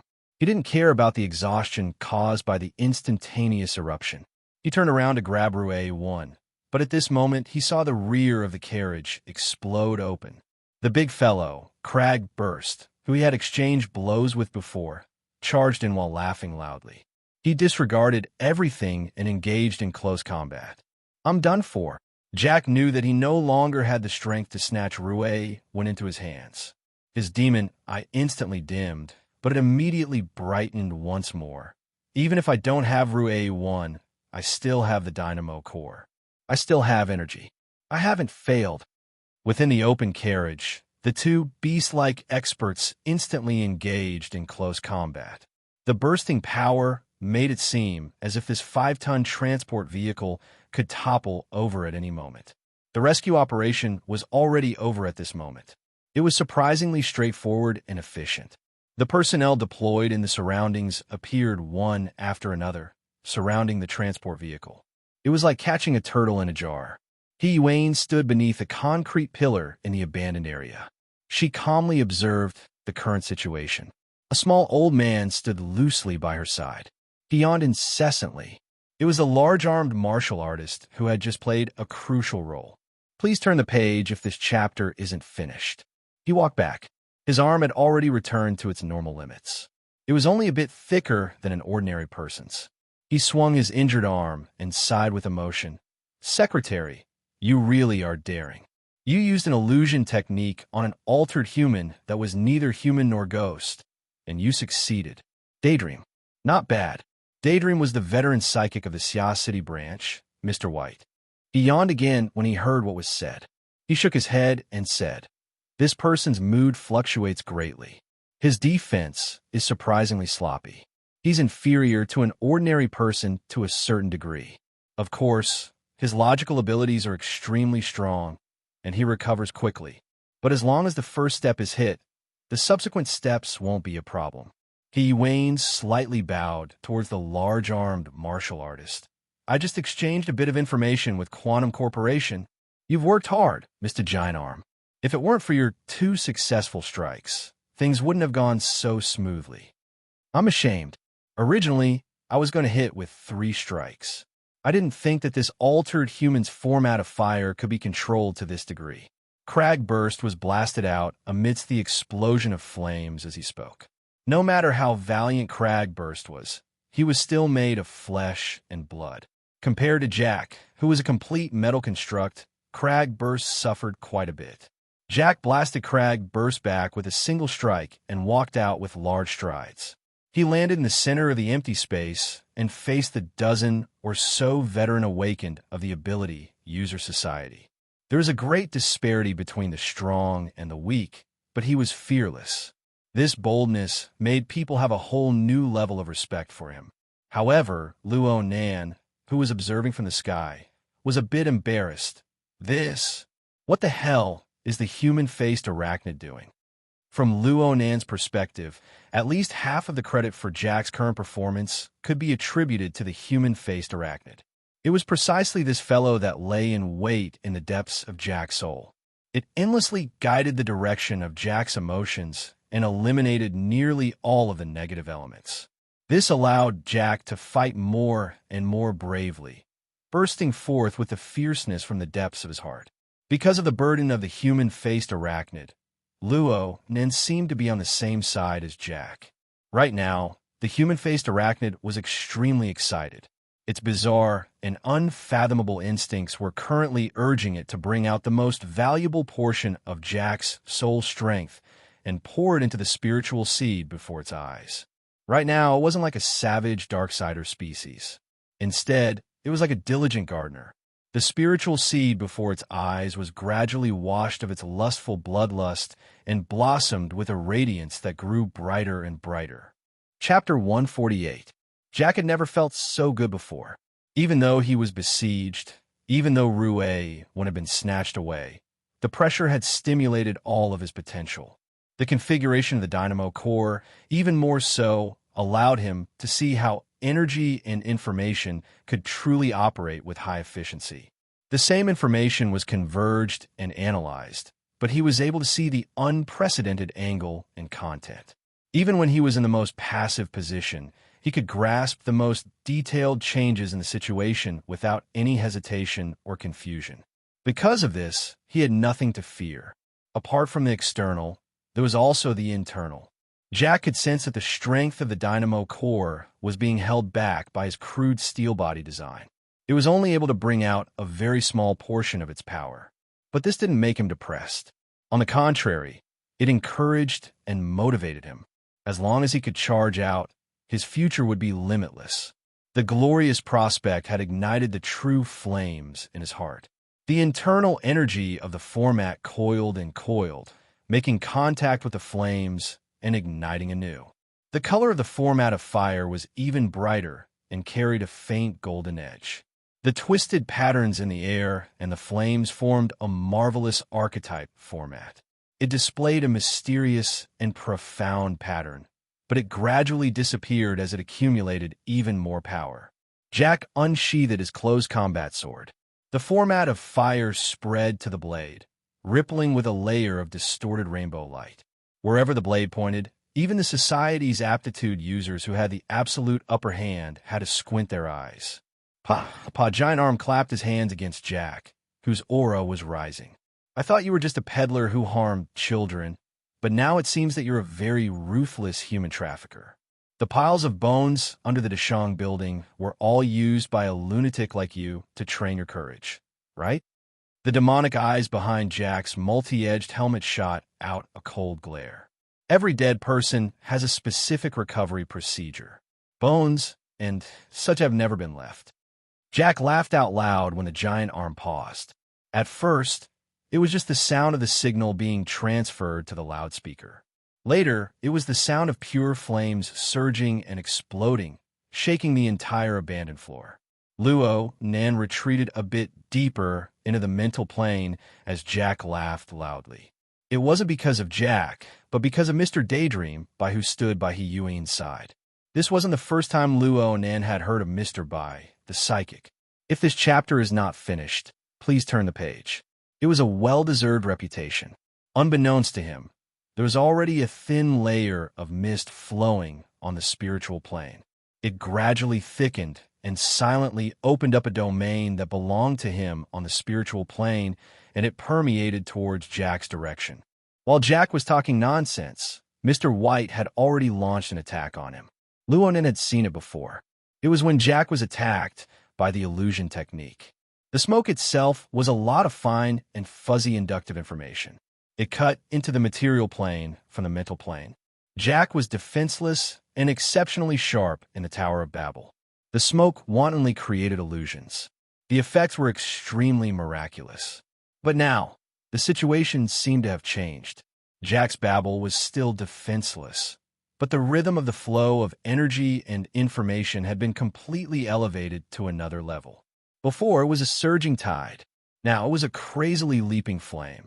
His speed, efficiency, and strength had all been raised to an astonishing level. If they wanted to deceive him with false information, they could, but they had to be as crazy as he was. This was not Mr. White's forte. So the flame broke through the encirclement of the mist in a mere breath of time. It even seized the opportunity to charge upwards. It wantonly flourished on the mental plane, and the light of the flame soared. Mr. White grunted, and the smoke slowly dispersed. Luo then unconsciously narrowed his eyes. This was a purely subconscious action, but he could see just how dazzling Jack's soul aura was right now. This sort of unreserved, unconcealed, and wantonly eruption of light could only appear in a special situation like Jack's. Luo then didn't know why, but a very inappropriate feeling grew in his heart. He saw Mr. White at this time, and his brows furrowed for a moment. His body subconsciously took half a step back. Actually, Luo then also took a step back. He tried to hide a bit deeper on a mental plane. This time, it was all because of Jack. Presumably, Mr. White's feelings were similar to Luo Nan's. Jack's light was too dazzling. People who were used to appearing and disappearing on the mental plane certainly liked the sort of private feeling of knowing others not knowing. But Jack was doing the complete opposite. It was just like, oh, a sudden chill suddenly descended, and the inappropriate feeling in Luo Nan's heart suddenly became even more substantial. It was also here. Please continue to the next page if this chapter doesn't end. In this moment, a buzzing sound penetrated through. The heavily chained crow suddenly collapsed, emitting an extremely subtle, trembling sound to warn him. The human-faced arachnid, which had been plowing and waiting in the abyss of Jack's soul all this time, also changed its state. It circled around the spiritual seed, carrying restlessness amidst its fierceness. Luo Nan's thoughts rose under the stimulation of all sorts of ominous omens. His field of view was no longer limited to a corner. Instead, it expanded with all its might until it reached its limit. There were no abnormalities within a radius of 1 kilometer. But a bit further away, Ink was flying idly in the vicinity of the so-called sniper position. Its feathers suddenly exploded. It let out a coarse squawk and dove down, fleeing in a panic. It was a hair too late. A certain fleeting shadow cut in and out of the tiny range of Luo Nan's senses, disappearing into the chaotic and fuzzy darkness. Ink, Luo Nan didn't have enough time to rush over. He could only rely on his only employee. Ink displayed superb flying skills under his command. It continuously changed its route, flying a circle around the complex region near the sniper position. A short 3 seconds later, the fleeting shadow re-entered the range of Ink's senses. It floated in the void right now, not paying any attention to the crows fluttering nearby. It just lined up its 2 eyes side by side, and its strange gaze of 6 heterochromatic pupils pointed at the location of Luo Nan and the others. Its gaze was filled with greed and hunger. Luo Nan instantly understood where that inappropriate feeling came from. That's right. Jack's completely defenseless mode of energy and information. Jack's emotions and thought processes were completely exposed. There was also the ceaseless sharpening and the rapid increase in his soul strength. Although this fellow didn't have any accomplishments on the mental plane, the willful eruption of soul radiance was just as Luo Nan had described. It was like a bonfire in the night. Only the heavens knew what sort of danger it would attract. Now the answer had appeared. Human-faced arachnid. Another human-faced arachnid. This was absolutely an enormous variable. Luo Nan was just about to report this to He Yuan when Ink's range of senses suddenly darkened. A powerful pulse swept past. The energy, information, and corresponding tempo contained within it instantly exceeded the limits of what Luo Nan's senses could bear. The mental plane suddenly shook violently in the next moment. A whistling and surging hurricane came from nowhere, sweeping everything that Luo Nan could sense. Chapter 149. Tonight, Luo Nan had witnessed 2 EMP electromagnetic bombs explode. No matter what the effects were, he could see that people always hoped to destroy the enemy's eyes, ears, and mobility before engaging in combat. Then they could reap the harvest calmly. However, Luo Nan never imagined that he would actually encounter a method similar to an electromagnetic attack on the mental plane. The hurricane that came out of nowhere was stirring up trouble on the boundary between the mental plane and the material plane. The first to be destroyed was the psychic wave network built between the members of the association. Luonan's message to He Wayne flew to who knows where halfway. Then Luonan's mental senses received an attack. Whether it was range or precision, everything was suppressed again and again. Luonan discovered that he could only sense an area of 30 meters around him in a daze. The range had shrunk by over 10 times, and the precision was too horrible to look at.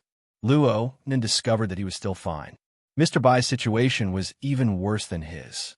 This little old man's appearance was more like he had been targeted. Traces of blood flowed out from the corners of his eyes and nostrils. He was even a bit unsteady on his feet. He leaned back against a pillar to prevent himself from falling down in a sorry state. This should be a spiritual storm in the truest sense of the word. It almost destroyed and overturned all existences on the spiritual plane, instantly clearing the area. Luonan couldn't help but feel a chill in his heart. Just what stage had the human-faced arachnid grown to? The only thing worth rejoicing about was that Luonan's connection with Ink, the human-faced arachnid, and Rue, when had not been severed through the format pyramid. Luonan was even able to send a bit of support to Ink through the air. The light waves of the format pyramid hidden behind the black feather comforted the frightened little fellow.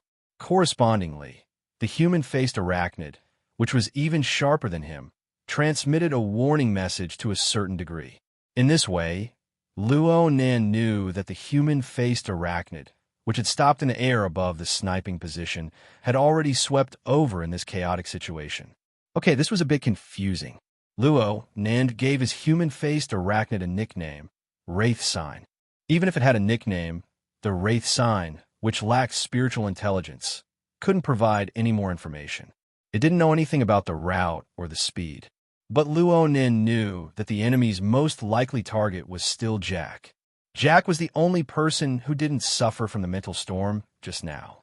Such preferential treatment was not given to Jack, but to the constantly growing spiritual seed. Jack still did not know what was going on. If this chapter is not finished, please turn the page. His unbridled soul radiance had attracted this storm. He didn't even know that he had struck the jackpot and was being targeted by two human-faced arachnids at the same time. Even though he didn't receive the attack, he could still sense at the moment the storm started. He immediately made a decision. Laughter and the rumbling of flames didn't stop. He raised the alloy combat blade horizontally and brazenly charged. He thought his chance had come. This was indeed his chance. Because of the mental storm, the psychic wave network had been severed. All the ability users were stunned, and their reactions were slower by more than a beat. However, as the commander of this operation, He Wayne still maintained a high speed of thought. Giant Arm, only calling him by his code name, without any honorifics, meant that the situation was urgent. As the strongest person on the scene, Giant Arms knew that the current situation was strange, but he also knew that he had to take responsibility. Almost as soon as He Wayne gave the order, he exerted his strength to fly, only a bit slower than Jack. Giant Arm's line and angle were absolutely perfect. He flew from the side, found a short path, and stabbed straight at Jack's flank. His two arms suddenly swelled, causing the cuffs of his short sleeves to completely collapse. His arms were bare, and a heavy fist was imprinted in front of him. Jack didn't even turn his head. The exoskeleton armor swung its tail, facing Giant Arm from the side. It became the back of his head. Most importantly, the nozzle on his back suddenly opened. Disregarding the damage to his body, he forcefully pushed it to the highest gear and spat out a deep blue flame. The terrifyingly high temperature made Giant Arm let out a muffled groan. He forcefully withdrew his strength and dodged, but Jack raised his speed to the highest. The alloy combat blade didn't have any fancy tricks. It was a simple stab forward, and there wasn't a body of flesh and blood that could block the flames of the format of fire. Where the edge of the blade pointed, the wave split. It was originally a thin layer of encirclement, but without the unified command of the psychic wave network, it was like a plate of loose sand. It was pierced through in an instant. Right now, the deep blue walker exoskeleton armor's feet didn't touch the ground. With the assistance of the auxiliary thrusters, it shot toward the window of the abandoned floor that led to the outside world. Giant Arm, Cragburst, and the others strove to catch up, but it was an impossible task to compete with the exoskeleton armor with its thrusters fully activated. The window continued to enlarge in front of Jack. It swallowed him and released him, allowing him to be cast into the night of Sia City's recycling stratum. There was an explosive rumble. The wall at the edge of the window was bombarded by Giant Arm's fist, which was a step too late. The wall instantly collapsed. The flying rubble collapsed outwards, but it was swept to dust in front of the format of fire. It was a success. From now on, the sky was high and the sea was wide. Birds flew and fish leaped. Please turn the page if this chapter isn't finished. Jack raised his head to look at the night sky of Sia City. Under the blurry colors of light, his longing and dreams vaguely transformed into a stairway to heaven. It dropped down from high in the sky all the way to his feet. Right now, the flames in his heart were burning at their most intense. Ripples formed in the void. With Jack's current level, his interference with the mental and material planes had already reached a very high precision. Naturally, this kind of change couldn't be hidden from him. However, the human-faced arachnid stepped out of nothingness. It didn't give Jack any time to react. The malevolent and terrifying specter was practically sticking face to face. It silently penetrated Jack's exoskeleton armor. Jack's consciousness of fear hadn't even risen yet.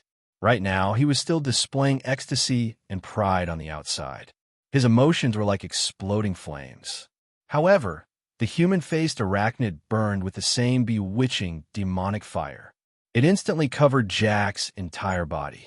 At this moment, under the illumination of the format of fire, the specter of the human-faced arachnid clearly and completely overlapped with Jack's. The dense shadow seeped into the soaring soul fire. The fierce and ugly mouth opened wide, accurately capturing the spiritual seed that seemed to be on the verge of igniting in the depths of Jack's soul. The arachnid bit down and swallowed it. Jack's charging figure suddenly froze, and the glow of his demonic eye dimmed. In the eyes of the pursuing ability users, the exoskeleton armor, which had already flown into the air, lost control. It fell headfirst to the ground. While Giant Arms and Cragburst were stunned, the sound of wind suddenly rose behind them. Another person leaped out of the window. A slender figure streaked across the sky, brushing past the rapidly falling exoskeleton armor. Man and blade became one. The light of the format of fire flickered intensely as it pointed straight at the seemingly empty curtain of night. After the curtain of night, the human-faced arachnid had just eaten a delicious meal. It was smacking its mouth to savor it when the blade light arrived. Wayne, her target wasn't Jack, but a human-faced arachnid. At this moment, Mr. Bai, who had been standing next to her just now, temporarily took over Wayne's command. He endured the pain of his wounded soul and loudly reported the situation. Human-faced arachnid has been discovered. Third contingency plan. Luo Nan was shaken on the mental plane when his voice rang out. This was because he saw another hurricane that spanned the material plane and the mental plane at this very moment. It whistled over. Right now, the human-faced arachnid was dodging Hiyuain's blade light with all its strength. It absolutely didn't have any spare energy to launch an attack. Luo Nan suddenly understood something. The mental storm isn't the work of the human-faced arachnid. There's still a powerful person behind. Chapter 150. The mental storm descended again. Unlike the previous EMP-type interference, the mental storm this time obviously increased the suppression of the key targets. Mr. White, Giant Arm, and Cragburst were the most outstanding and experienced ability users. They became the main targets of the attacks. Mr. White was the most pathetic of them all. Giant Arms and Cragburst primarily used the power of the material plane. Their coordination of body and soul might not be as perfect as Rue Win's, but it wasn't difficult for them to reach an outstanding level. They also possessed a certain amount of defensive power with the addition of the chemical carrier. Most of Mr. White's abilities were on the spiritual level. As the saying went, the bird that poked its head out would be shot. Naturally, he was the one who received the most damage, not to mention that he was the temporary commander. Mr. White was already sitting on the ground. His hands were forming a strange seal. He was trying to keep his mind focused. He had lost the ability to speak and give orders. Seeing this, the remaining 7 or 8 ability users could only act according to the plan. They surrounded Mr. By in a circle, placing the unconscious Rue one in the circle. They held their breaths and focused their minds, putting all their effort into defending. Cragburst and Giant Arm saw the situation over there from the window. They cried out in their hearts. It was clear that they couldn't count on Mr. White for the time being. Under the impact of the mental storm, even though the two of them possessed astonishing courage and strength, they still needed some time to adapt to the distortion of their 5 senses and 6 senses and the increasing pressure. As a result, whether it was returning to Mr. Bai's aid or Yuan's aid, they were both slower by more than a beat. They could only look on helplessly as Yuan leaped out of the window and slashed down towards the night sky. Luo Nan's soul body floated in the night sky, once again witnessing Yuan's stunning and peerless blade technique. Yuan was a burner, but from what Luo Nan could see with his clairvoyance, she was the only burner he had seen who could completely control and even subdue the format of fire. She used the power of the format of fire, but also abandoned the outer shell of the format of fire to the greatest extent. She added pure power to the blade, completely under the control of her will. She used the power of the material plane to forcibly annihilate targets on the spiritual plane. To her, the format of fire was just a source of power. She had an even stricter set of self-logic to control this power. Perhaps this was the secret behind the astonishing power of her saber technique. Where the blade pointed, the human-faced arachnid. If this chapter is not finished, please turn the page. He didn't dare to take it head-on and dodged with all his might. However, Yuan had perfectly utilized the man-faced arachnid's method of hunting down Jack to perfection. Seizing the opportunity, seizing the rhythm. Right when the human-faced arachnid was in the midst of digesting the spiritual seed, a blade came falling down. Half of the arachnid's 4 limbs were chopped off, transforming into smoke. The human-faced arachnid let out a howl of pain. Its body turned incorporeal. It fled into the sky. Yuan tried to adjust her attack, but at this moment, Giant Arm and Cragburst suffered from the mental attack. Their follow-up support was a beat too slow, and the front and back were separated. Her figure was high in the air, and there was practically no room for change. An omen of alarm suddenly rose in Luo Nan's mind.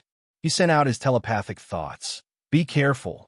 Now it could already be seen that the second wave of the spiritual storm was deliberately let go of Yuan, so that the forward commander was not on the same rhythm as everyone else. Then, the third wave, which was specifically targeted at Yuan, descended. The attack was no longer a mental storm, but a blinding lightning strike from the mental plane. Luo Nan's warning was extremely timely. Though Yuan's body was falling rapidly through the air, she placed the blade horizontally in front of her chest. Her body and soul instantly entered a solid and stable rhythm. Clang! The alloy knife in Yuan's hand actually let out the sound of metal clashing. The edge of the knife trembled involuntarily, just like Yuan's current state of mind. But in the end, she managed to defend herself. But whether it was Luo Nan or Yuan herself, neither of them had any intentions of relaxing. The air fluctuated once more. The malevolent human-faced arachnid displayed its characteristic of appearing and disappearing like a ghost. It seized the opportunity and suddenly attacked.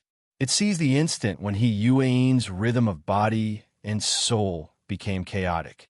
It coordinated seamlessly with the mysterious expert in the distance. Siege Hammer. The human-faced arachnid's specialization in mental attacks and the Siege Hammer's special methods revealed their might at this moment. The alloy knife rang out again, and the vibrations intensified. Yuan's body and soul rhythm, which wasn't too serious at first, were clearly cracked by this Siege Hammer attack. If she wanted to adjust back, she would need at least 1 to 2 seconds. But the human-faced arachnid wouldn't give her this opportunity. It screeched on the mental plane, and its 6 heterochromatic eyes flashed in unison. It wanted to seize this opening and seize the greatest victory. Have you had enough? Luonin couldn't bear to watch any longer. He sent out telepathic thoughts, which was a signal. If this chapter is not finished, please turn the page. The demonic body of the arrogant human-faced arachnid suddenly went rigid. Its 6 heterochromatic eyes, which had been glowing with an extraordinary splendor, each color was thrown into chaos. It was a loss at first, but then it sensed something. It saw the heavily chained crow suddenly appear on the mental plane. It was taut and perfectly straight. One end had sunk deep into the depths of the void, but the other end had connected to its abdomen at an unknown time. It even pierced through. The human-faced arachnid had no way of understanding its current situation, but its instincts were telling it that this situation was extremely, extremely bad. It screeched, and its demonic body leaped into the air, wanting to break free from this chain that seemed both real and illusory. However, this only caused the chain to rattle and tremble. The corresponding information passed through the chain and was transmitted back endlessly. This allowed Luo Nan, who was on the other end, to truly feel what the interior of the human-faced arachnid's demonic body was like. It was a deep and turbid furnace of hell. Flames sprayed and the sea of fire churned. The most intuitive feeling one could feel here was the high temperature. Of course, this was just a type of comprehension through the senses. It was hard to imagine that a dark-sider life form like the human-faced arachnid would contain a furnace of several tens of thousands of degrees within its body. This should be a terrifying power structure that swallowed consciousness and melted the soul. It just appeared in its current form. The chaotic fragments of information and emotions were like overgrown weeds. They scattered along with the gushing flames, occasionally colliding with each other to form a tiny bit of consciousness for a brief moment. Then they screamed miserably within the sea of fire furnace of hell as they melted. The cycle repeated itself. Luo Nan locked onto the spiritual seed that he had just plucked from the depths of Jack's soul in the center of this terrifying furnace of hell. The outer layer of the seed had already melted in this furnace of hell, but that was all. When this outer layer disintegrated and digested, a bit of demonic mottled radiance jumped out from within. It resonated closely with Luo Nan's chain, resisting the fatal flow of fire that existed everywhere. It lit up the strict and standardized format pyramid structure. The tetrahedron, the inscribed sphere, and the circumscribed sphere appeared clearly. It suppressed a small area with its unique structure, giving the bit of mottled radiance time to grow. In the blink of an eye, the demonic mottled radiance rapidly magnified. Its 8 legs spread out, and its 6 pupils changed color. Its half-arachnid, half-human body stood stooped out of habit, yet it possessed the cruel tension of pouncing on its prey at any moment. In this way, the human-faced arachnid was the manifestation of the Wraith sign. It manifested within the stomach of another human-faced arachnid. Chapter 151. The furnace's inferno was extremely repulsive towards the Wraith sign, an outsider. Huge bubbles appeared in the sea of fire, revealing a deep magma-like structure. The flames above the sea of fire were like dancing pythons, roaring as they tried to devour the devil's sign. At this time, the furnace of hell didn't seem to be in the stomach of a darksider life form. Instead, it seemed to exist in the center of an enormous world. There was a fantastical feeling of a Mount Sumeru in a mustard seed. Faced with such an environment, the Wraith sign was not in a hurry to resist or destroy.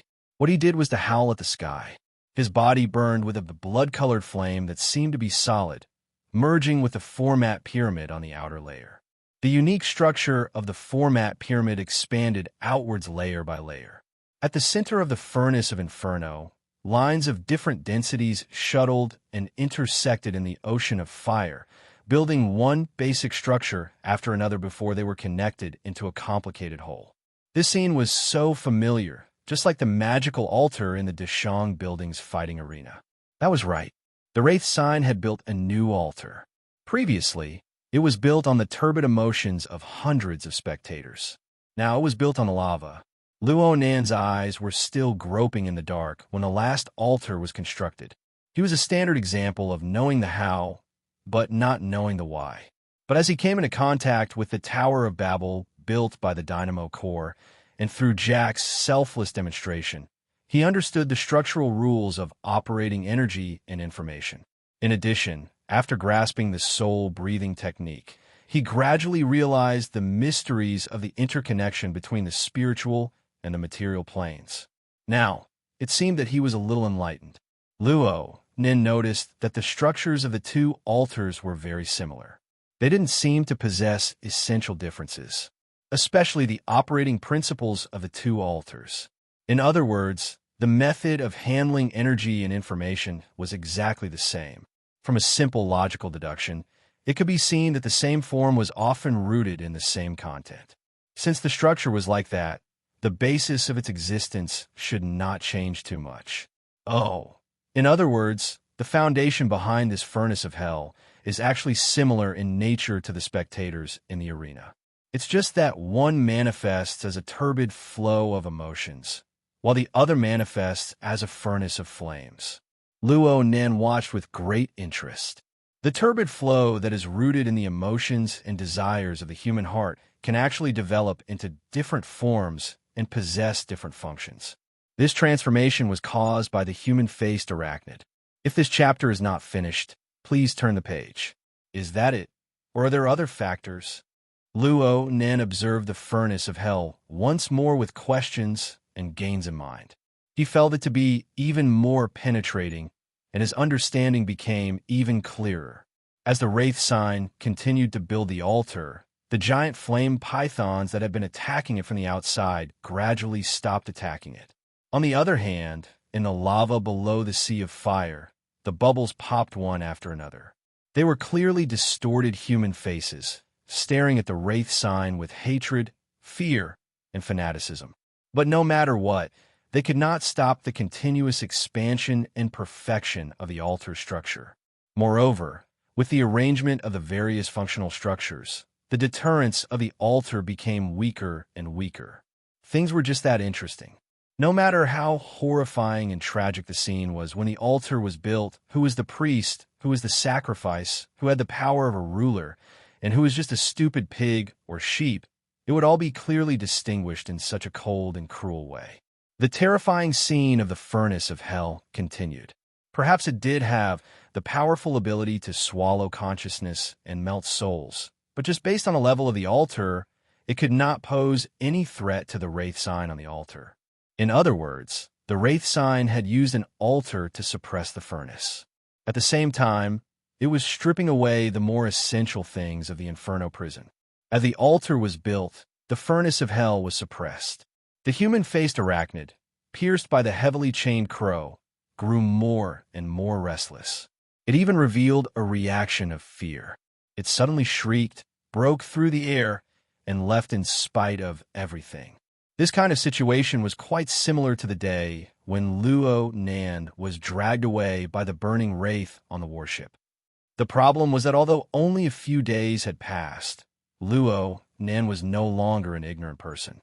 Through the Wraith sign, he had a deep understanding of the human-faced arachnid. He did not need to be afraid to face it head-on, let alone now that he had placed Monkey Sun in its stomach. Freeze! The heavily chained crow trembled, and the power of the format of my heart's a prison poured in. The human-faced arachnid had the altar wreaking havoc inside, and the chains were capturing it outside. In addition, it had suffered a blow from He Wayne, injuring its vitality. Its power of resistance decreased again and again. It had clearly straddled through the air, but it was actually forcefully dragged back by Luo Nan. This wave of noise was far too large. Not only did He Wayne, who was nearby, feel the abnormality, but the mysterious power in the distance was also terrified and shocked. His mind was scattered quite a bit. This chapter is not finished. Please turn the page. The most direct effect was that his follow-up killing move aimed at He Wayne was cut off. She landed safely on the ground and retreated backwards. Giant Arm and Crag Burst broke through the mental suppression one after the other on the abandoned floor. The three joined together in the blink of an eye, and they retreated to where Mr. By was. Right now, the members of the Society's defensive circle were in a state of confusion. When the three returned, they scattered and stood apart. They formed a triangular structure around the ring-shaped defensive circle. He Yuan gave a command in a deep voice. She gave everyone a clear command. Reboot the hexayear. Select the local network structure. In the blink of an eye, all the members of the Society completed this step. A psychic wave local network was established. Energy and information were interconnected between the members of the various societies, forming a joint force against the outside world. According to He Yuan's distribution of authority, she, Giant Arm, and Cragburst formed the three stable fulcrums of the local network. All energy and information had to pass through these three fulcrums to complete their work. This completely shifted the pressure of the mental storm's attack onto their bodies. Mr. Bai finally obtained a chance to breathe within the local network.